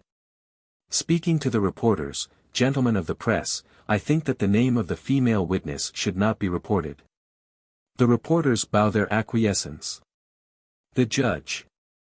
To Ruth, who is staring in the direction in which Falder has disappeared, do you understand, your name will not be mentioned. Coxon. Pulling her sleeve, the judge is speaking to you. Ruth turns, stares at the judge, and turns away. The judge. I shall sit rather late today. Call the next case. Clerk of Assize. To a warder, put up John Booley. To cries of witnesses in the case of Booley. The curtain falls. Act 3. Scene I. A prison. A plainly furnished room, with 2 large barred windows, overlooking the prisoner's exercise yard, where men, in yellow clothes marked with arrows, and yellow brimless caps, are seen in single file at a distance of 4 yards from each other. Walking rapidly on serpentine white lines marked on the concrete floor of the yard. 2 warders in blue uniforms, with peaked caps and swords, are stationed amongst them. The room has distempered walls, a bookcase with numerous official-looking books, a cupboard between the windows, a plan of the prison on the wall, a writing table covered with documents. It is Christmas Eve. The governor, a neat, grave-looking man, with a trim, fair mustache, the eyes of a theorist, and grizzled hair, receding from the temples, is standing close to this writing table looking at a sort of rough saw made out of a piece of metal. The hand in which he holds it is gloved, for 2 fingers are missing. The chief warder, Wooder, a tall, thin, military-looking man of 60, with grey mustache and melancholy, monkey-like eyes, stands very upright 2 paces from him. The governor. With a faint, abstracted smile, queer-looking affair, Mr. Wooder.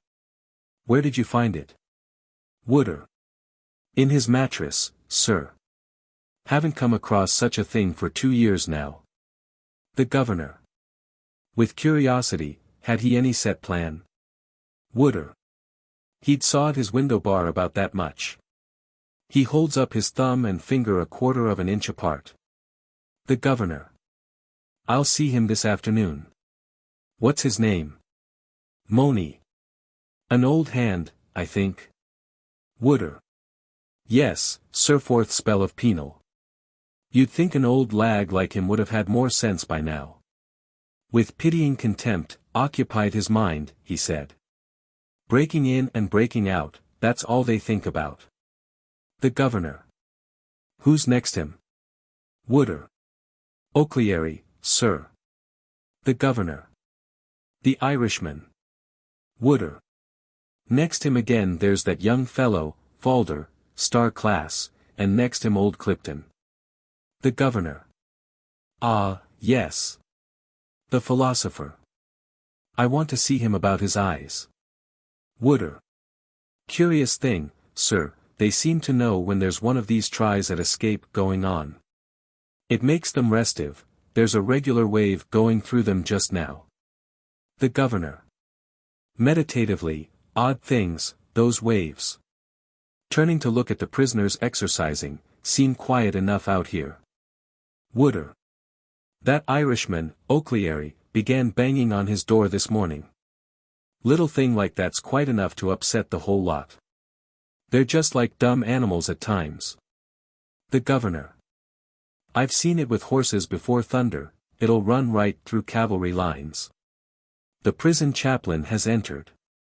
He is a dark-haired, ascetic man, in clerical undress, with a peculiarly steady, tight-lipped face and slow, cultured speech. The governor.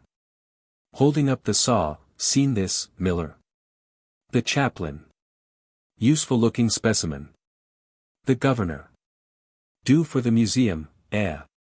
He goes to the cupboard and opens it, displaying to view a number of quaint ropes, hooks, and metal tools with labels tied on them. That'll do, thanks, Mr. Wooder. Wooder. Saluting, thank you, sir. He goes out. The governor. Account for the state of the men last day or two, Miller. Seems going through the whole place. The chaplain. No. I don't know of anything. The governor. By the way, will you dine with us on Christmas Day? The chaplain. Tomorrow. Thanks very much. The governor. Worries me to feel the men discontented. Gazing at the saw, have to punish this poor devil. Can't help liking a man who tries to escape. He places the saw in his pocket and locks the cupboard again. The chaplain. Extraordinary perverted willpower, some of them. Nothing to be done till it's broken. The governor. And not much afterwards, I'm afraid. Ground too hard for golf. Wooder comes in again. Wooder. Visitor who's been seeing Q 3007 asks to speak to you, sir. I told him it wasn't usual. The governor. What about? Wooder. Shall I put him off, sir? The governor. Resignedly, no, no. Let's see him. Don't go, Miller. Wooder motions to someone without, and as the visitor comes in withdraws. The visitor is Coxon, who is attired in a thick overcoat to the knees, woolen gloves, and carries a top hat. Coxon. I'm sorry to trouble you. I've been talking to the young man. The governor.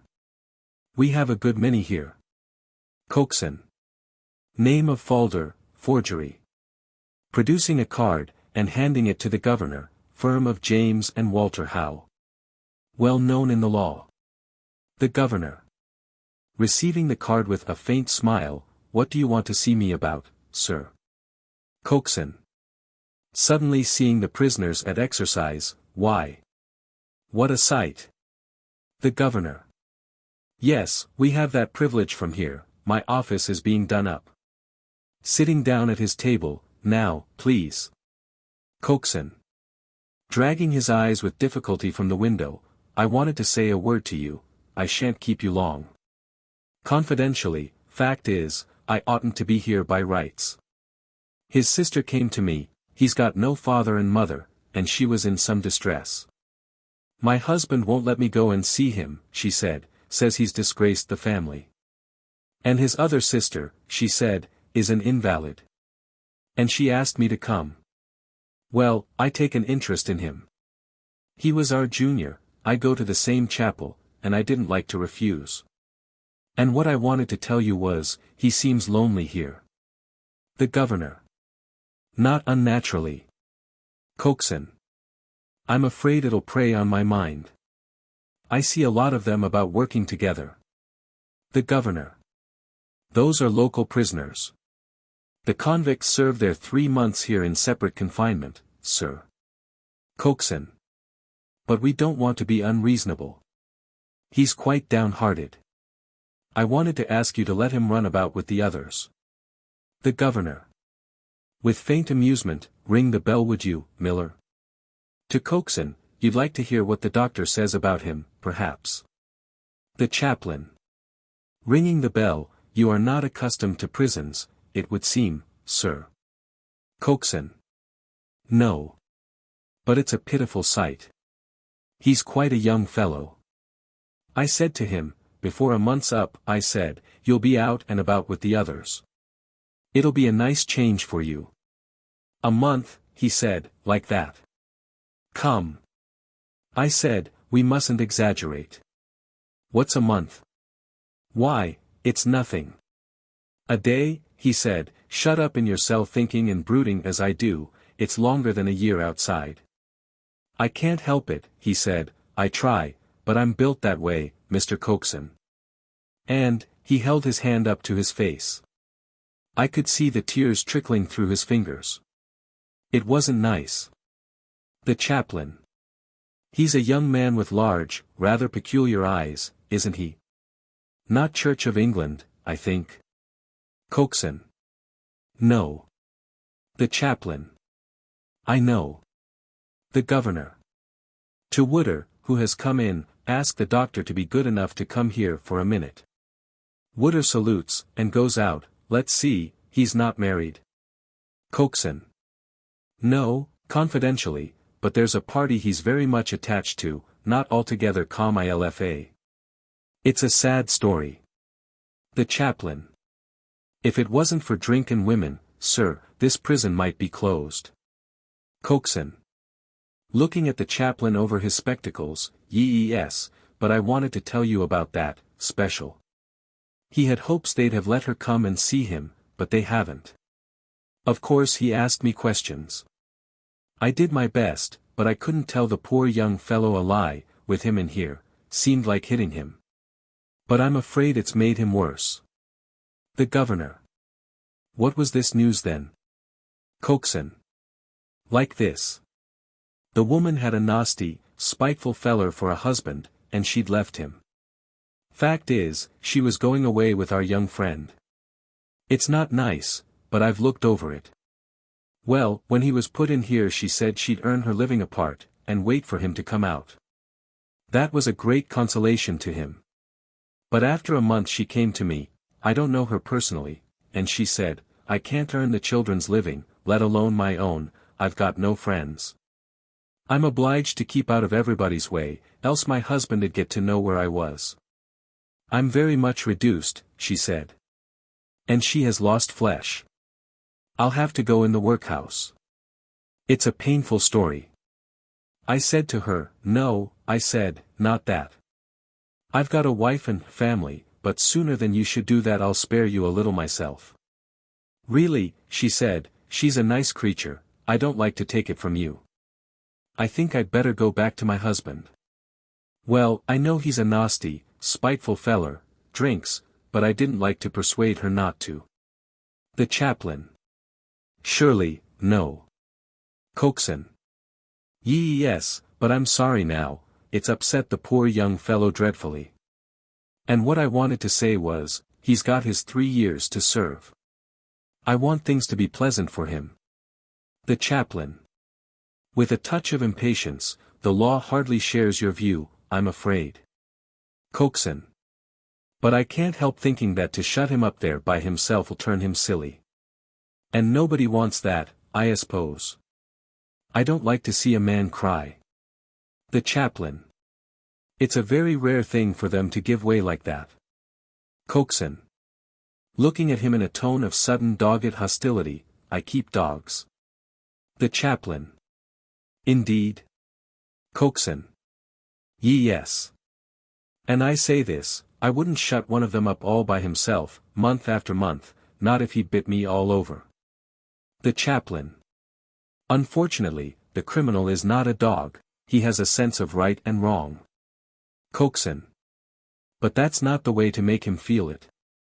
The chaplain. Ah. There I'm afraid we must differ. Coxon. It's the same with dogs. If you treat 'em with kindness they'll do anything for you, but to shut 'em up alone, it only makes 'em savage. The chaplain. Surely you should allow those who have had a little more experience than yourself to know what is best for prisoners. Coxon. Doggedly, I know this young feller, I've watched him for years. He's neurotic, got no stamina. His father died of consumption. I'm thinking of his future. If he's to be kept there shut up by himself, without a cat to keep him company, it'll do him harm. I said to him, where do you feel it? I can't tell you, Mr. Coxon, he said, but sometimes I could beat my head against the wall. It's not nice. During this speech the doctor has entered. He is a medium-sized, rather good-looking man, with a quick eye. He stands leaning against the window. The governor. This gentleman thinks the separate is telling on Q 3007, Falder, young thin fellow, star class. What do you say, Dr. Clements? The doctor. He doesn't like it, but it's not doing him any harm. Coaxin. But he's told me. The doctor. Of course he'd say so, but we can always tell. He's lost no weight since he's been here. Coaxin. It's his state of mind I'm speaking of. The doctor. His mind's all right so far. He's nervous, rather melancholy. I don't see signs of anything more. I'm watching him carefully. Coaxin. Nonplussed, I'm glad to hear you say that. The chaplain. More suavely, it's just at this period that we are able to make some impression on them, sir. I am speaking from my special standpoint. Coaxin. Turning bewildered to the governor, I don't want to be unpleasant, but having given him this news, I do feel it's awkward. The governor. I'll make a point of seeing him today. Coaxin. I'm much obliged to you. I thought perhaps seeing him every day you wouldn't notice it. The governor. Rather sharply, if any sign of injury to his health shows itself his case will be reported at once. That's fully provided for. He rises. Coaxin. Following his own thoughts, of course, what you don't see doesn't trouble you, but having seen him, I don't want to have him on my mind. The governor. I think you may safely leave it to us, sir. Coaxin. Mollified and apologetic, I thought you'd understand me. I'm a plain man, never set myself up against authority. Expanding to the chaplain, nothing personal meant. Good morning. As he goes out the three officials do not look at each other, but their faces wear peculiar expressions. The chaplain. Our friend seems to think that prison is a hospital. Coaxin. Returning suddenly with an apologetic air, there's just one little thing. This woman, I suppose I mustn't ask you to let him see her. It'd be a rare treat for them both. He's thinking about her all the time. Of course she's not his wife. But he's quite safe in here. They're a pitiful couple. You couldn't make an exception. The governor. Wearily, as you say, my dear sir, I couldn't make an exception. He won't be allowed another visit of any sort till he goes to a convict prison. Coaxin. I see. Rather coldly, sorry to have troubled you. He again goes out. The chaplain. Shrugging his shoulders, the plain man indeed, poor fellow. Come and have some lunch, Clements. He and the doctor go out talking. The governor, with a sigh, sits down at his table and takes up a pen. The curtain falls. Scene 2. Part of the ground corridor of the prison. The walls are colored with greenish distemper up to a stripe of deeper green about the height of a man's shoulder, and above this line are whitewashed. The floor is of blackened stones. Daylight is filtering through a heavily barred window at the end.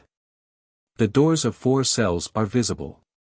Each cell door has a little round peephole at the level of a man's eye, covered by a little round disc, which, raised upwards, affords a view of the cell.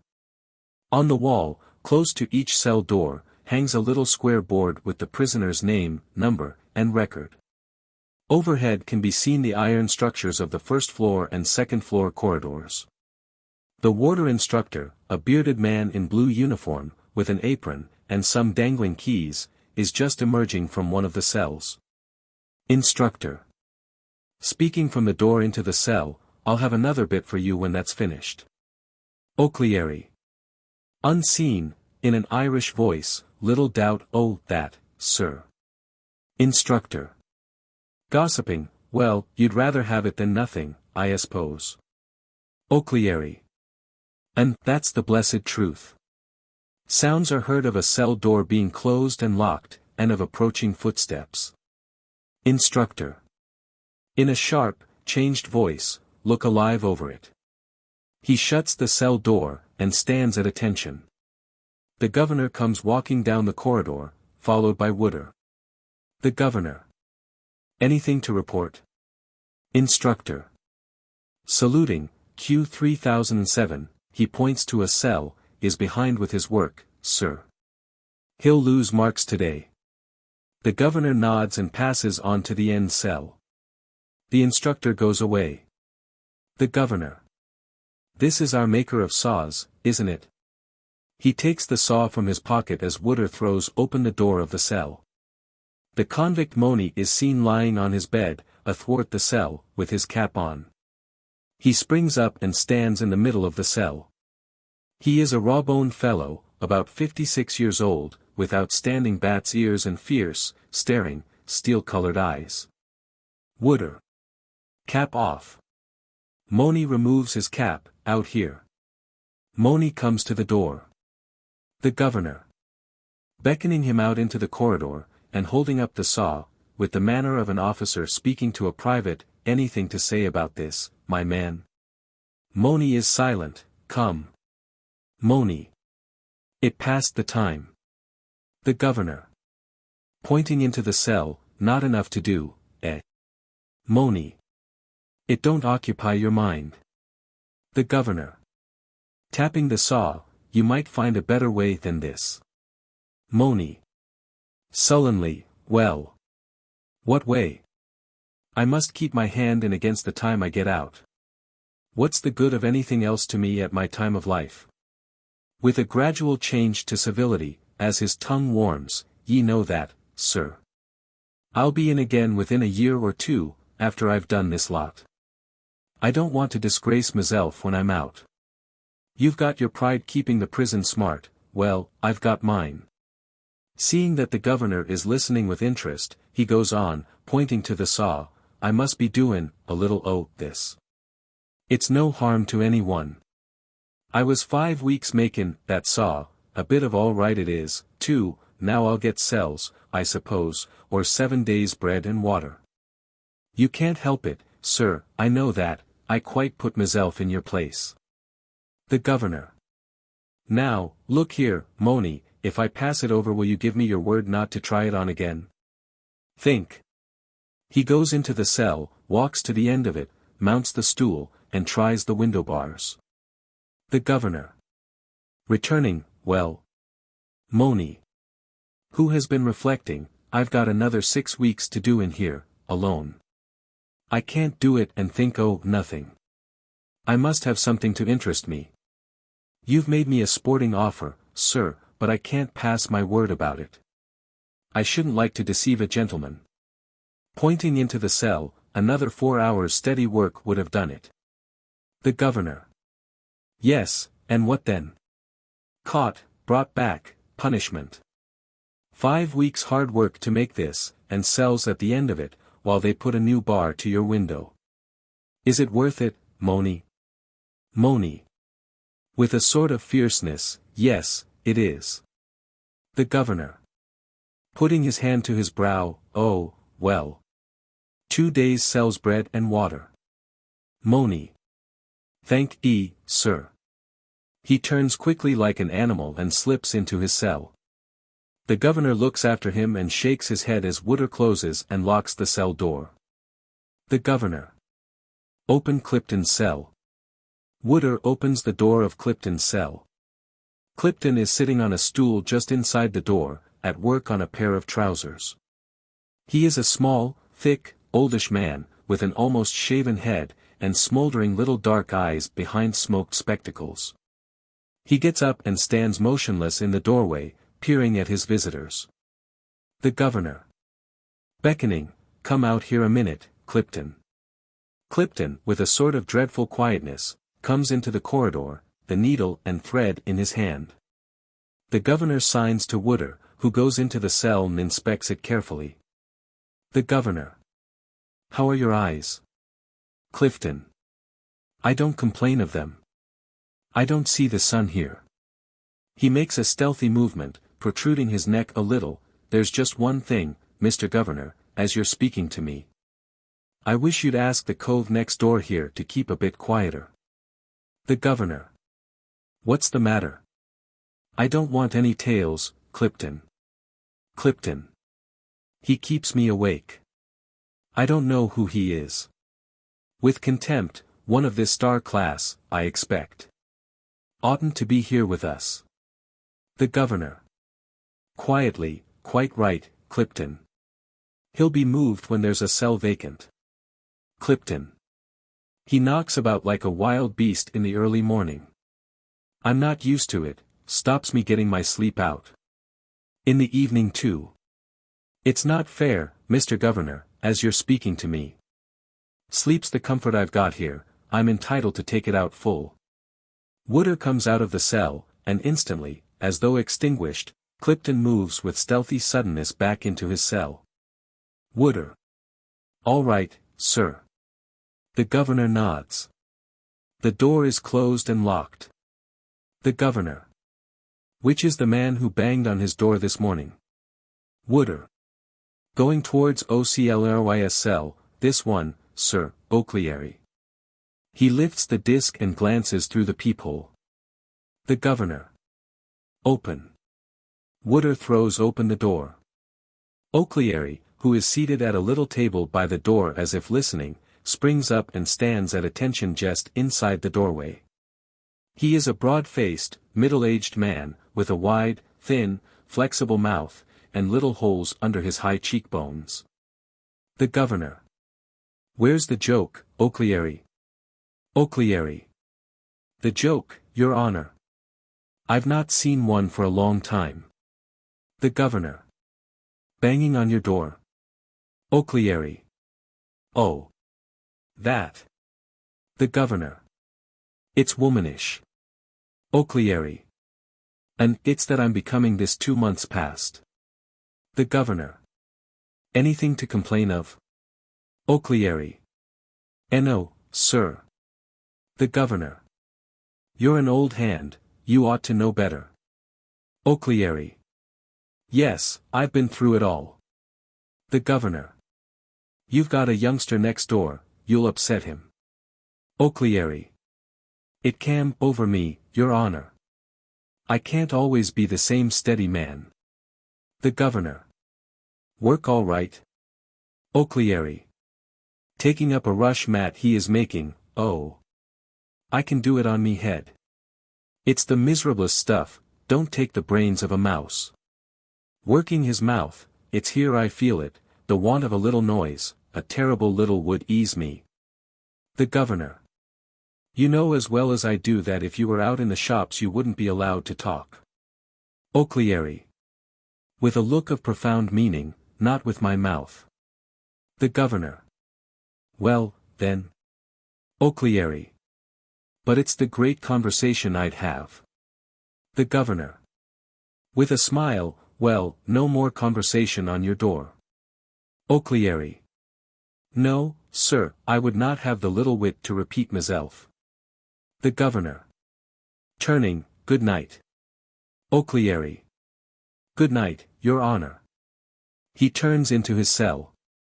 The governor shuts the door. The governor.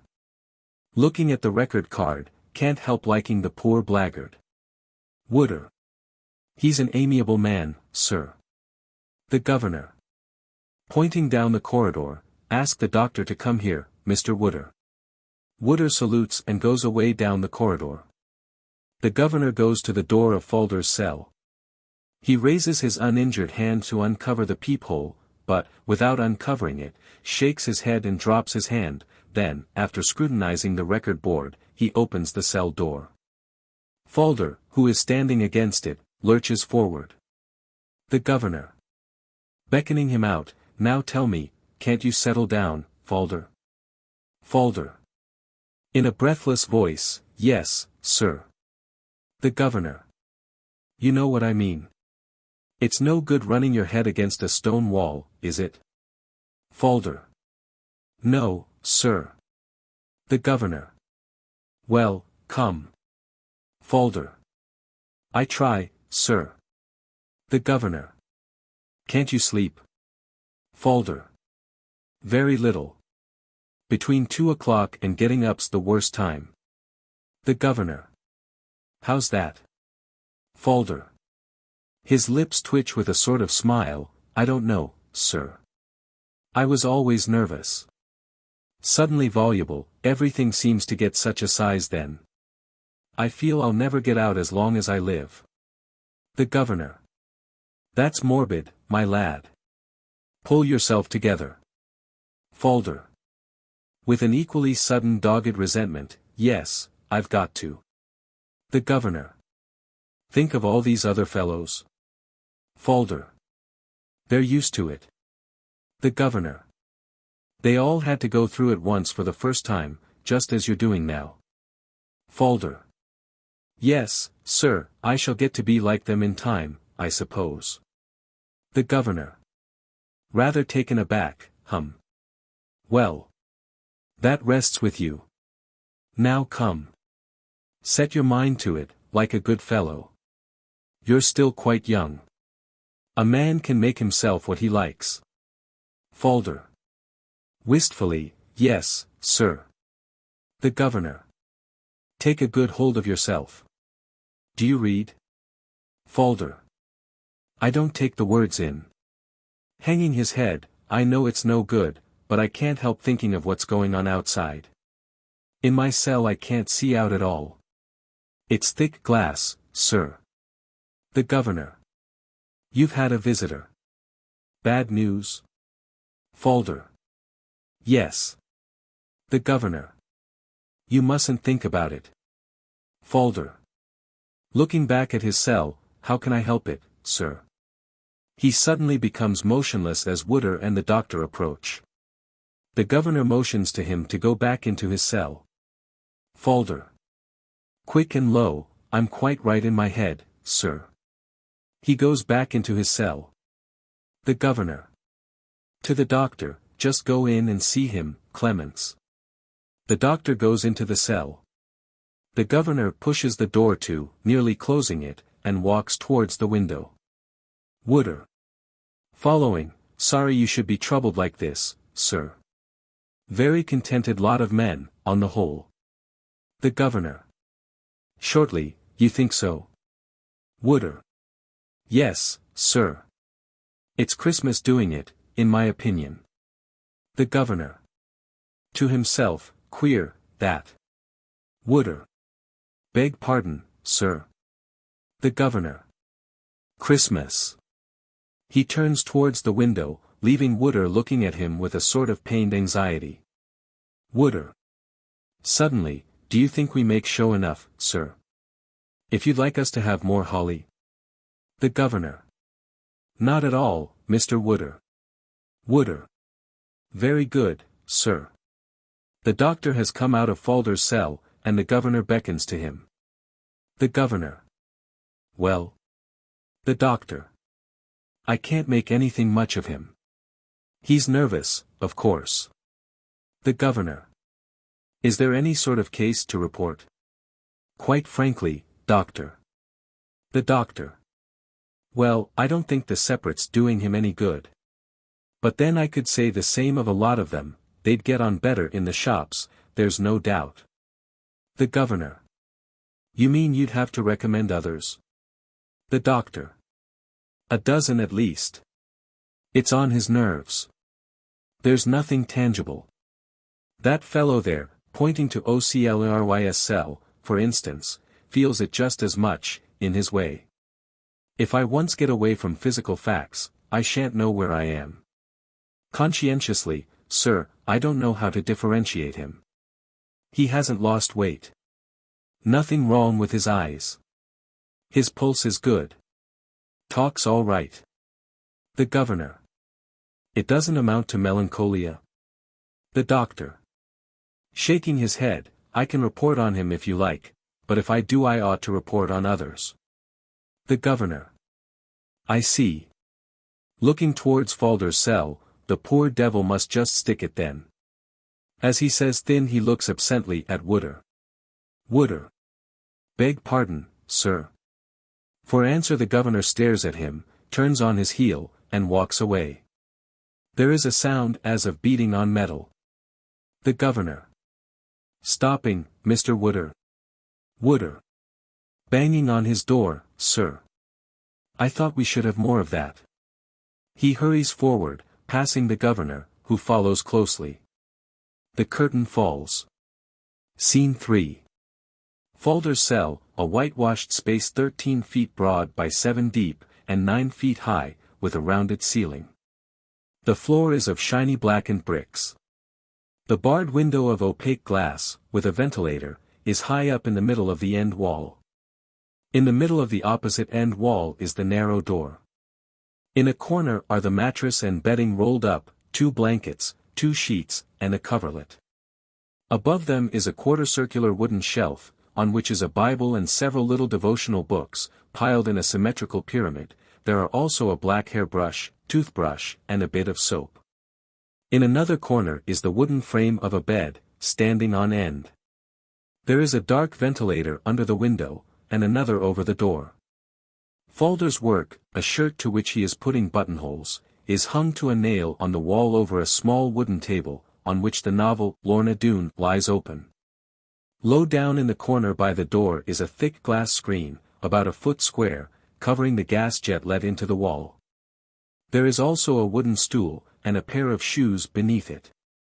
3 bright round tins are set under the window. In fast-failing daylight, Folder, in his stockings, is seen standing motionless, with his head inclined towards the door, listening. He moves a little closer to the door, his stockinged feet making no noise. He stops at the door. He is trying harder and harder to hear something, any little thing that is going on outside. He springs suddenly upright, as if at a sound, and remains perfectly motionless. Then, with a heavy sigh, he moves to his work, and stands looking at it, with his head down. He does a stitch or two, having the air of a man so lost in sadness that each stitch is, as it were, a coming to life. Then turning abruptly, he begins pacing the cell, moving his head, like an animal pacing its cage.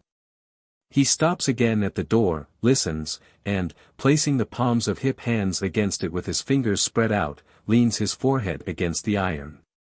Turning from it, presently, he moves slowly back towards the window, tracing his way with his finger along the top line of the distemper that runs round the wall. He stops under the window, and, picking up the lid of one of the tins, peers into it. It has grown very nearly dark.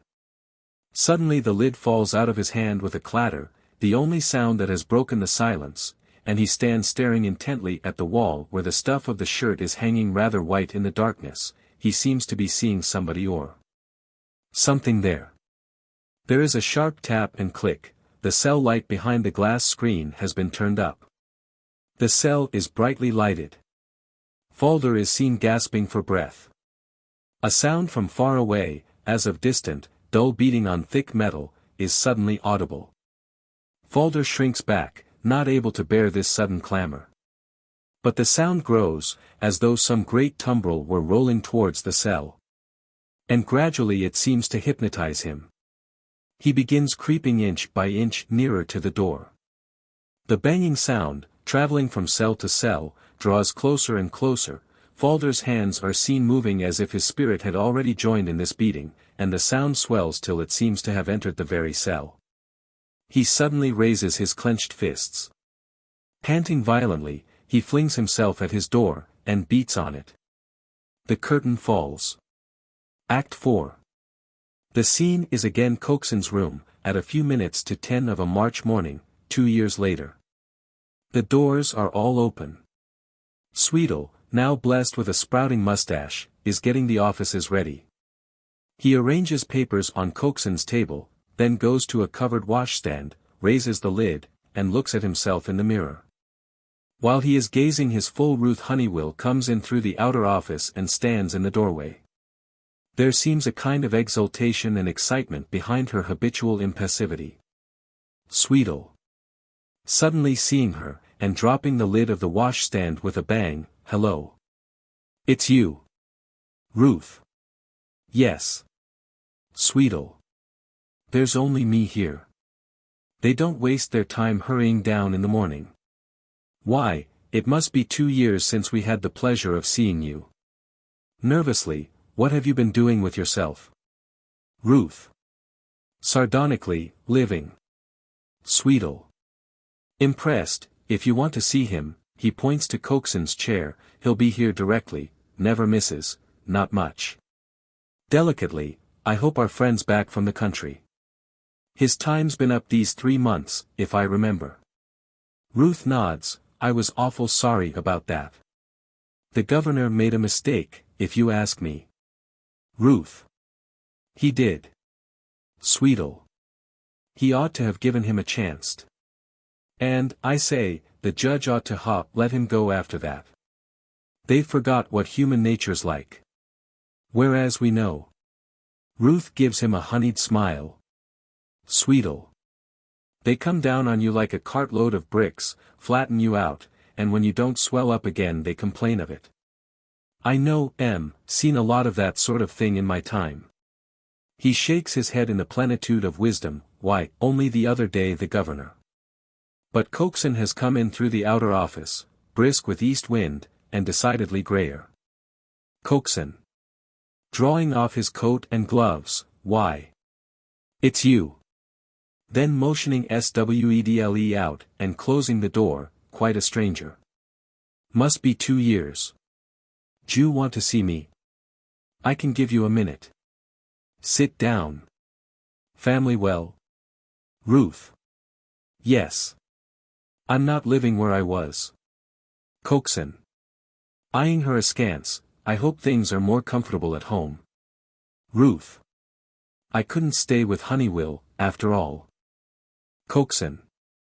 You haven't done anything rash, I hope. I should be sorry if you'd done anything rash. Ruth.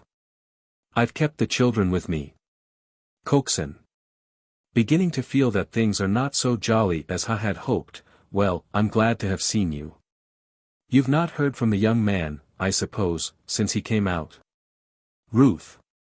Yes, I ran across him yesterday. Coxon. I hope he's well. Ruth. With sudden fierceness, he can't get anything to do. It's dreadful to see him. He's just skin and bone. Coxon. With genuine concern, dear me. I'm sorry to hear that. On his guard again, didn't they find him a place when his time was up? Ruth. He was only there 3 weeks. It got out. Coxon. I'm sure I don't know what I can do for you. I don't like to be snubby. Ruth. I can't bear his being like that. Coxon. Scanning her not unprosperous figure, I know his relations aren't very forthy about him. Perhaps you can do something for him, till he finds his feet. Ruth. Not now. I could have, but not now. Coxon. I don't understand. Ruth. Proudly, I've seen him again, that's all over. Coxon. Staring at her, disturbed, I'm a family man, I don't want to hear anything unpleasant. Excuse me, I'm very busy. Ruth. I'd have gone home to my people in the country long ago, but they've never got over me marrying Honeywell. I never was waywise, Mr. Coxon, but I'm proud. I was only a girl, you see, when I married him. I thought the world of him, of course. He used to come traveling to our farm. Coxon. Regretfully, I did hope you'd have got on better, after you saw me. Ruth. He used me worse than ever. He couldn't break my nerve, but I lost my health, and then he began knocking the children about. I couldn't stand that. I wouldn't go back now, if he were dying. Coxon. Who has risen and is shifting about as though dodging a stream of lava. We mustn't be violent, must we? Ruth. Smoldering, a man that can't behave better than that. There is silence. Coxon. Fascinated in spite of himself, then there you were. And what did you do then? Ruth. With a shrug, tried the same as when I left him before, making skirts. Cheap things. It was the best I could get, but I never made more than 10 shillings a week, buying my own cotton and working all day. I hardly ever got to bed till past 12. I kept at it for 9 months. Fiercely, well, I'm not fit for that. I wasn't made for it. I'd rather die. Coxon. My dear woman. We mustn't talk like that. Ruth. It was starvation for the children too, after what they'd always had. I soon got not to care. I used to be too tired. She is silent. Coaxin. With fearful curiosity, why, what happened then? Ruth. With a laugh, my employer happened then, he's happened ever since. Coaxin. Dear. Oh dear. I never came across a thing like this. Ruth. Dully, he's treated me all right. But I've done with that. Suddenly her lips begin to quiver, and she hides them with the back of her hand. I never thought I'd see him again, you see. It was just a chance I met him by Hyde Park. We went in there and sat down, and he told me all about himself. Oh. Mr. Coaxin, give him another chance. Coaxin. Greatly disturbed, then you've both lost your livings. What a horrible position. Ruth. If he could only get here, where there's nothing to find out about him. Coaxin. We can't have anything derogative to the firm. Ruth. I've no one else to go to. Coaxin. I'll speak to the partners, but I don't think they'll take him, under the circumstances. I don't really. Ruth. He came with me, he's down there in the street. She points to the window. Coaxin. On his dignity, he shouldn't have done that until he's sent for. Then softening at the look on her face, we've got a vacancy, as it happens, but I can't promise anything. Ruth. It would be the saving of him. Coaxin. Well, I'll do what I can, but I'm not sanguine. Now tell him that I don't want him till I see how things are. Leave your address. Repeating her, 83, Malinga Street. He notes it on blotting paper. Good morning. Ruth. Thank you. She moves towards the door, turns as if to speak, but does not, and goes away. Coaxin. Wiping his head and forehead with a large white cotton handkerchief, what a business.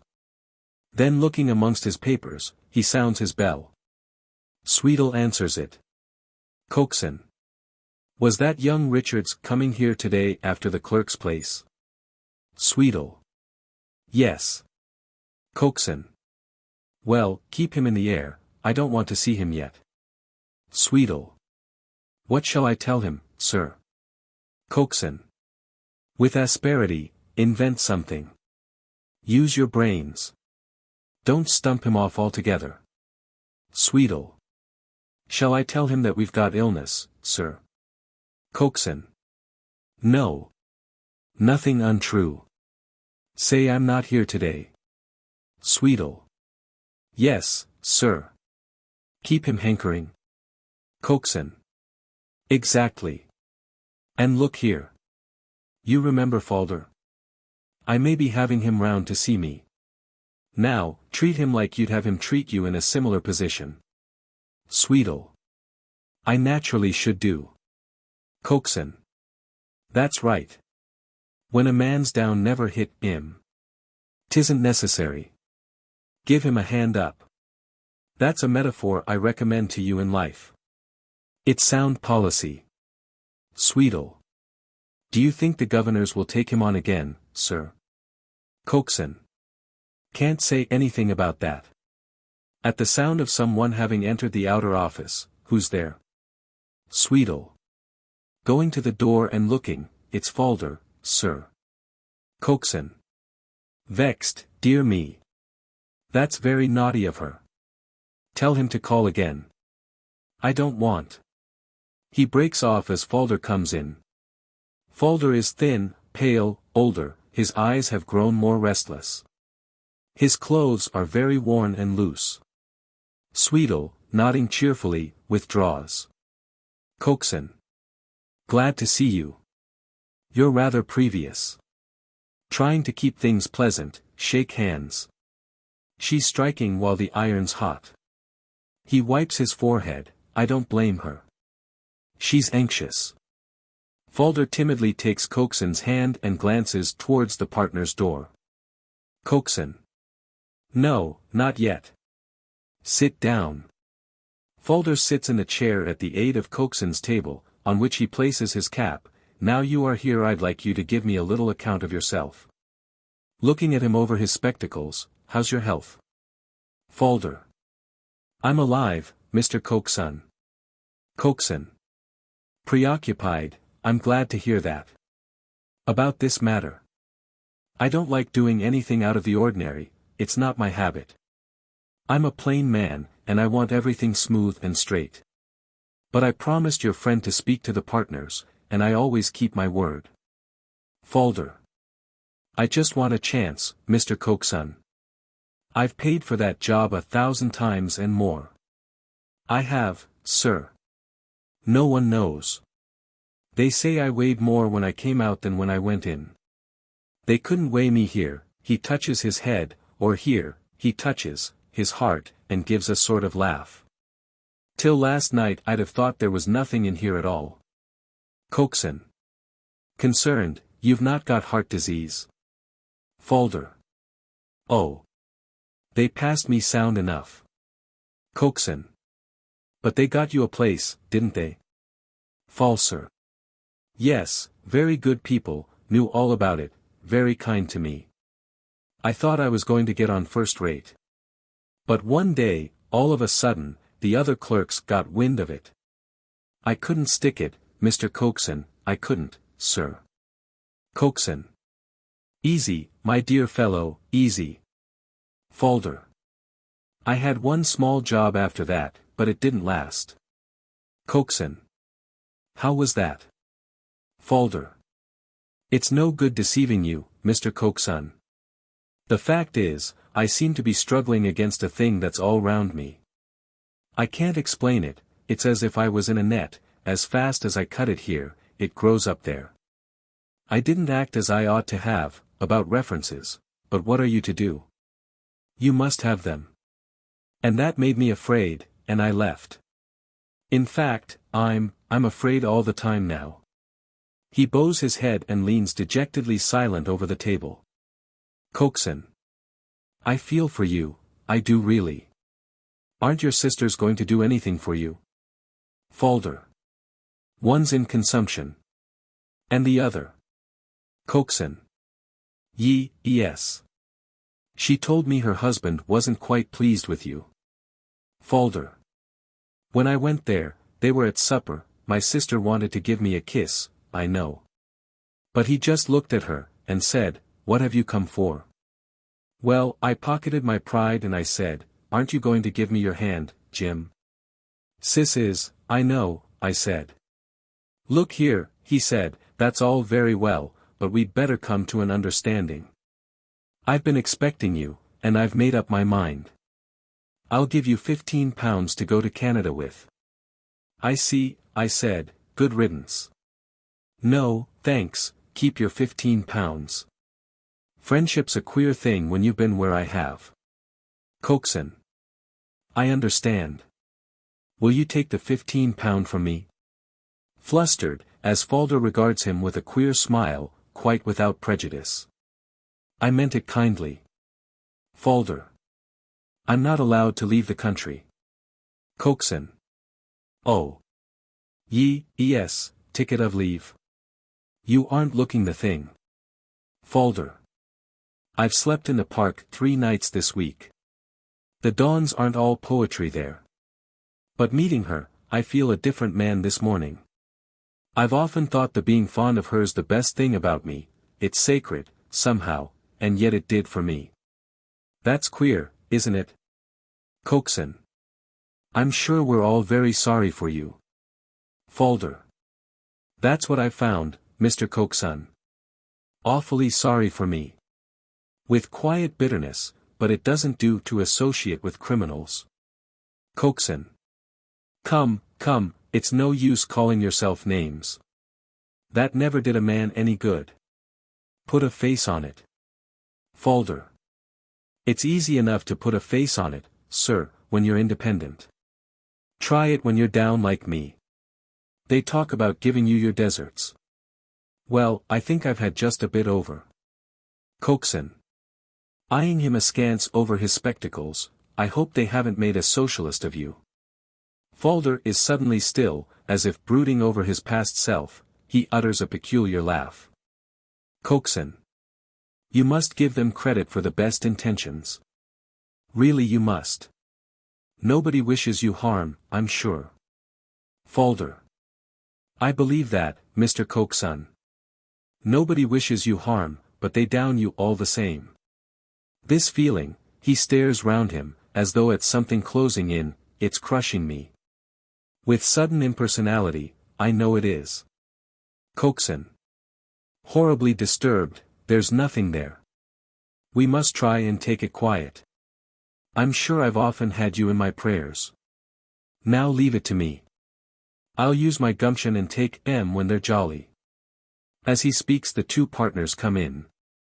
Coxon, rather disconcerted, but trying to put them all at ease, I didn't expect you quite so soon. I've just been having a talk with this young man. I think you'll remember him. James. With a grave, keen look, quite well. How are you, Falder? Walter. Holding out his hand almost timidly, very glad to see you again, Falder. Falder. Who has recovered his self-control, takes the hand, thank you, sir. Coxon. Just a word, Mr. James. To Falder, pointing to the clerk's office, you might go in there a minute. You know your way.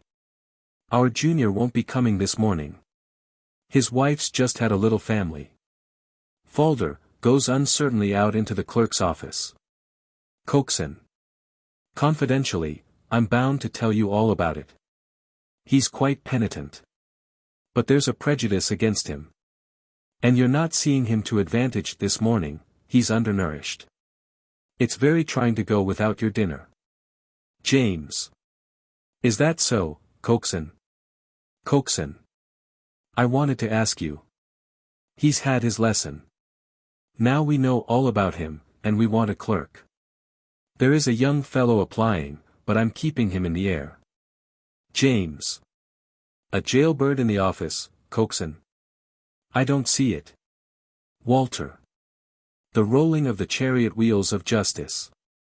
I've never got that out of my head. James. I've nothing to reproach myself with in this affair. What's he been doing since he came out? Coxon. He's had 1 or 2 places, but he hasn't kept them. He's sensitive, quite natural. Seems to fancy everybody's down on him. James. Bad sign. Don't like the fellow, never did from the first. Weak character, written all over him. Walter. I think we owe him a leg up. James. He brought it all on himself. Walter. The doctrine of full responsibility doesn't quite hold in these days. James. Rather grimly, you'll find it safer to hold it for all that, my boy. Walter. For oneself, yes, not for other people, thanks. James. Well. I don't want to be hard. Coxon. I'm glad to hear you say that. He seems to see something, spreading his arms, round him. 'Tisn't healthy. James. What about that woman he was mixed up with? I saw someone uncommonly like her outside as we came in. Coxon. That. Well, I can't keep anything from you. He has met her. James. Is she with her husband? Coxon. No. James. Falder living with her, I suppose. Coxon. Desperately trying to retain the newfound jollity, I don't know that of my own knowledge. 'Tisn't my business. James. It's our business, if we're going to engage him, Coxon. Coxon. Reluctantly, I ought to tell you, perhaps. I've had the party here this morning. James. I thought so. To Walter, no, my dear boy, it won't do. Too shady altogether. Coxon. The two things together make it very awkward for you, I see that. Walter. Tentatively, I don't quite know what we have to do with his private life. James. No, no. He must make a clean sheet of it, or he can't come here. Walter. Poor devil. Coaxin. Will you, have him in? And as James nods, I think I can get him to see reason. James. Grimly, you can leave that to me, Coaxin. Walter. To James, in a low voice, while Coaxin is summoning Falder, his whole future may depend on what we do, Dad. Falder comes in. He has pulled himself together, and presents a steady front. James. Now look here, Falder. My son and I want to give you another chance, but there are two things I must say to you. In the first place, it's no good coming here as a victim. If you've any notion that you've been unjustly treated, get rid of it. You can't play fast and loose with morality and hope to go scot-free. If society didn't take care of itself, nobody would. The sooner you realize that the better. Falder. Yes, sir. But, may I say something? James. Well. Falder. I had a lot of time to think it over in prison. He stops. Coaxin. Encouraging him, I'm sure you did. Falder. There were all sorts there. And what I mean, sir, is, that if we'd been treated differently the first time, and put under somebody that could look after us a bit, and not put in prison, not a quarter of us would ever have got there. James. Shaking his head, I'm afraid I've very grave doubts of that, Falder. Falder. With a gleam of malice, yes, sir, so I found. James. My good fellow, don't forget that you began it. Falder. I never wanted to do wrong. James. Perhaps not. But you did. Falder. With all the bitterness of his past suffering, it's knocked me out of time. Pulling himself up, that is, I mean, I'm not what I was. James. This isn't encouraging for us, Falder. Coaxin. He's putting it awkwardly, Mr. James. Falder. Throwing over his caution from the intensity of his feeling, I mean it, Mr. Coaxin. James. Now, lay aside all those thoughts, Falder, and look to the future. Falder. Almost eagerly, yes, sir, but you don't understand what prison is.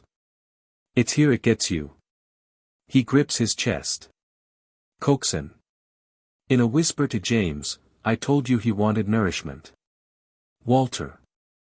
Yes, but, my dear fellow, that'll pass away. Time's merciful. Falder.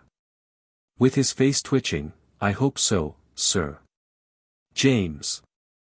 Much more gently, now, my boy, what you've got to do is to put all the past behind you and build yourself up a steady reputation.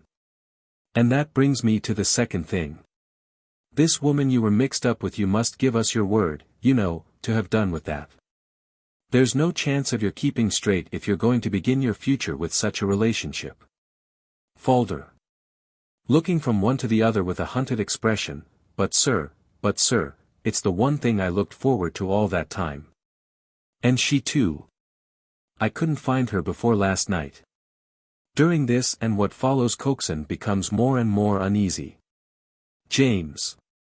This is painful, Falder. But you must see for yourself that it's impossible for a firm like this to close its eyes to everything. Give us this proof of your resolve to keep straight, and you can come back, not otherwise. Falder.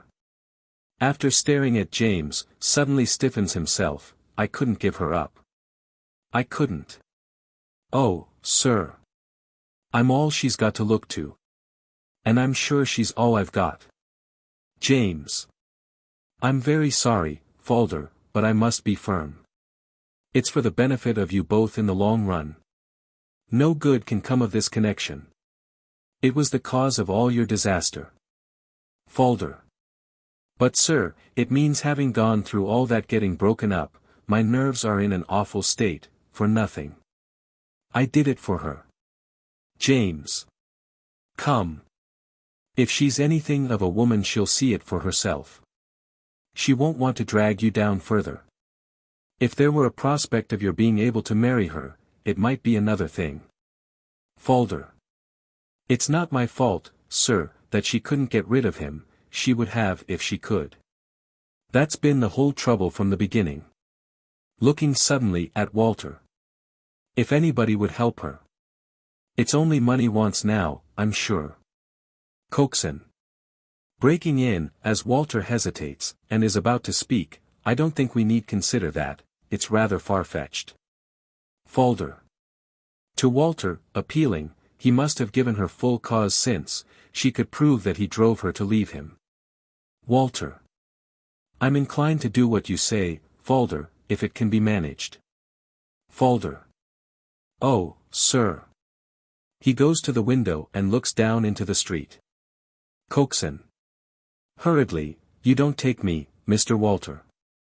I have my reasons. Falder. From the window, she's down there, sir. Will you see her? I can beckon to her from here. Walter hesitates, and looks from Coaxin to James. James. With a sharp nod, yes, let her come.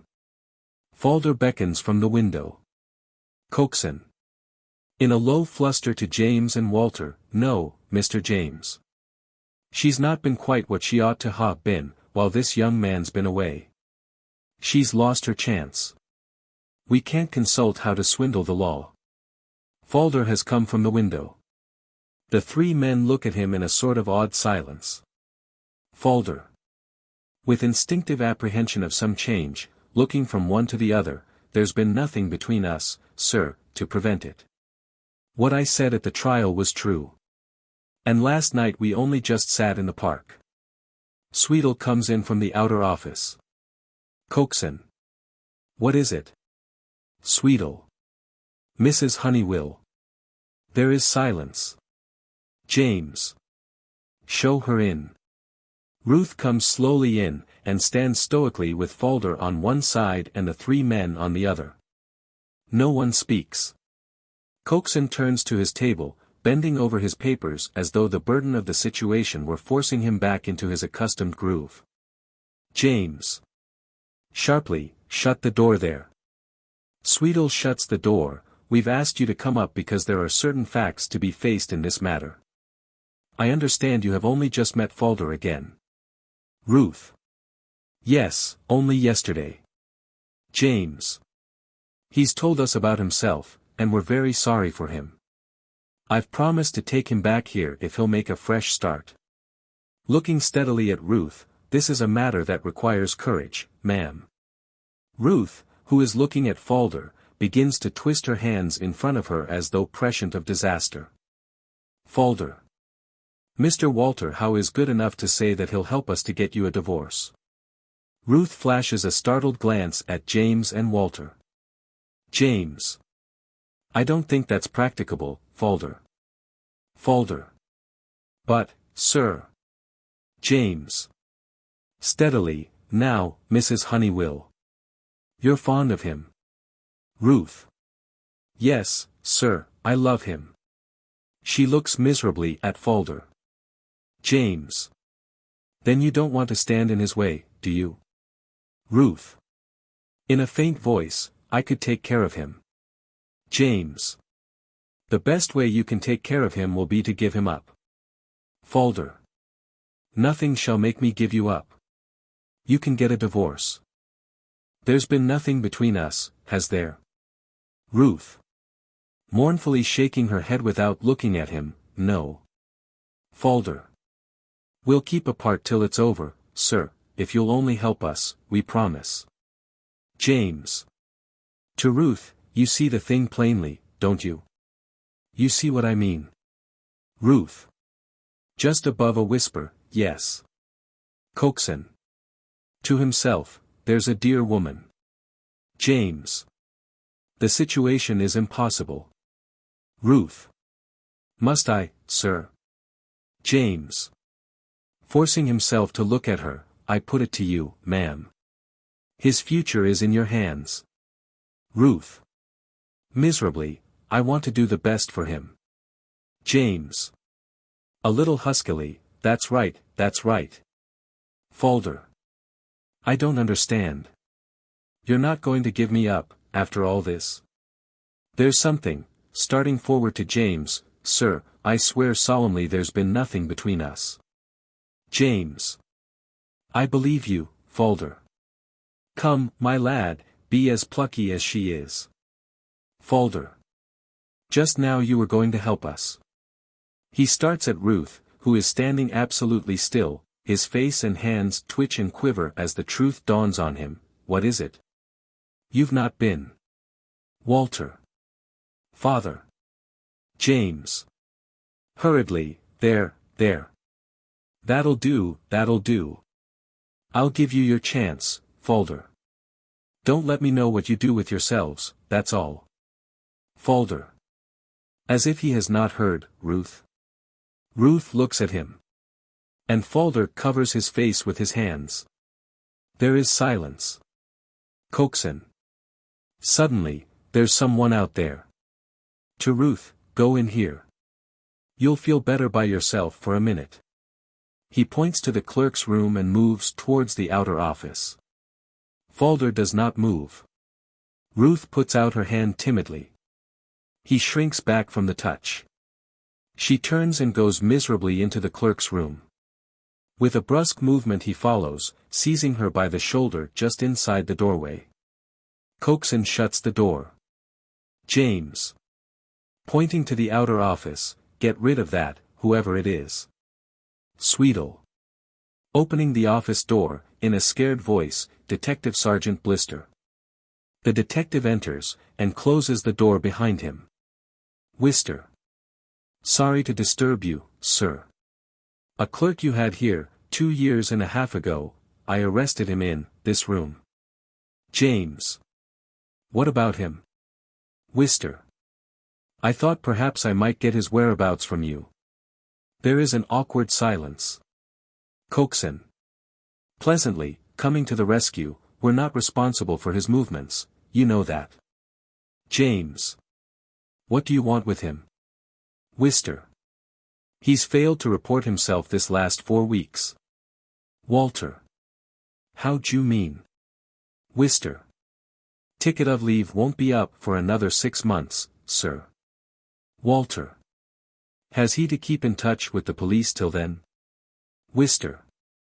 We're bound to know where he sleeps every night. I dare say we shouldn't interfere, sir, even though he hasn't reported himself. But we've just heard there's a serious matter of obtaining employment with a forged reference. What with the two things together, we must have him. Again there is silence. Walter and Coaxin steal glances at James, who stands staring steadily at the detective. Coaxin. Expansively, we're very busy at the moment. If you could make it convenient to call again we might be able to tell you then. James. Decisively, I'm a servant of the law, but I dislike peaching. In fact, I can't do such a thing. If you want him you must find him without us. As he speaks his eye falls on Falder's cap, still lying on the table, and his face contracts. Wister. Noting the gesture, quietly, very good, sir. I ought to warn you that, having broken the terms of his license, he's still a convict, and sheltering a convict. James. I shelter no one. But you mustn't come here and ask questions which it's not my business to answer. Wister. Dryly, I won't trouble you further then, gentlemen. Coaxin. I'm sorry we couldn't give you the information. You quite understand, don't you? Good morning. Wister turns to go, but instead of going to the door of the outer office he goes to the door of the clerk's room. Coaxin. The other door.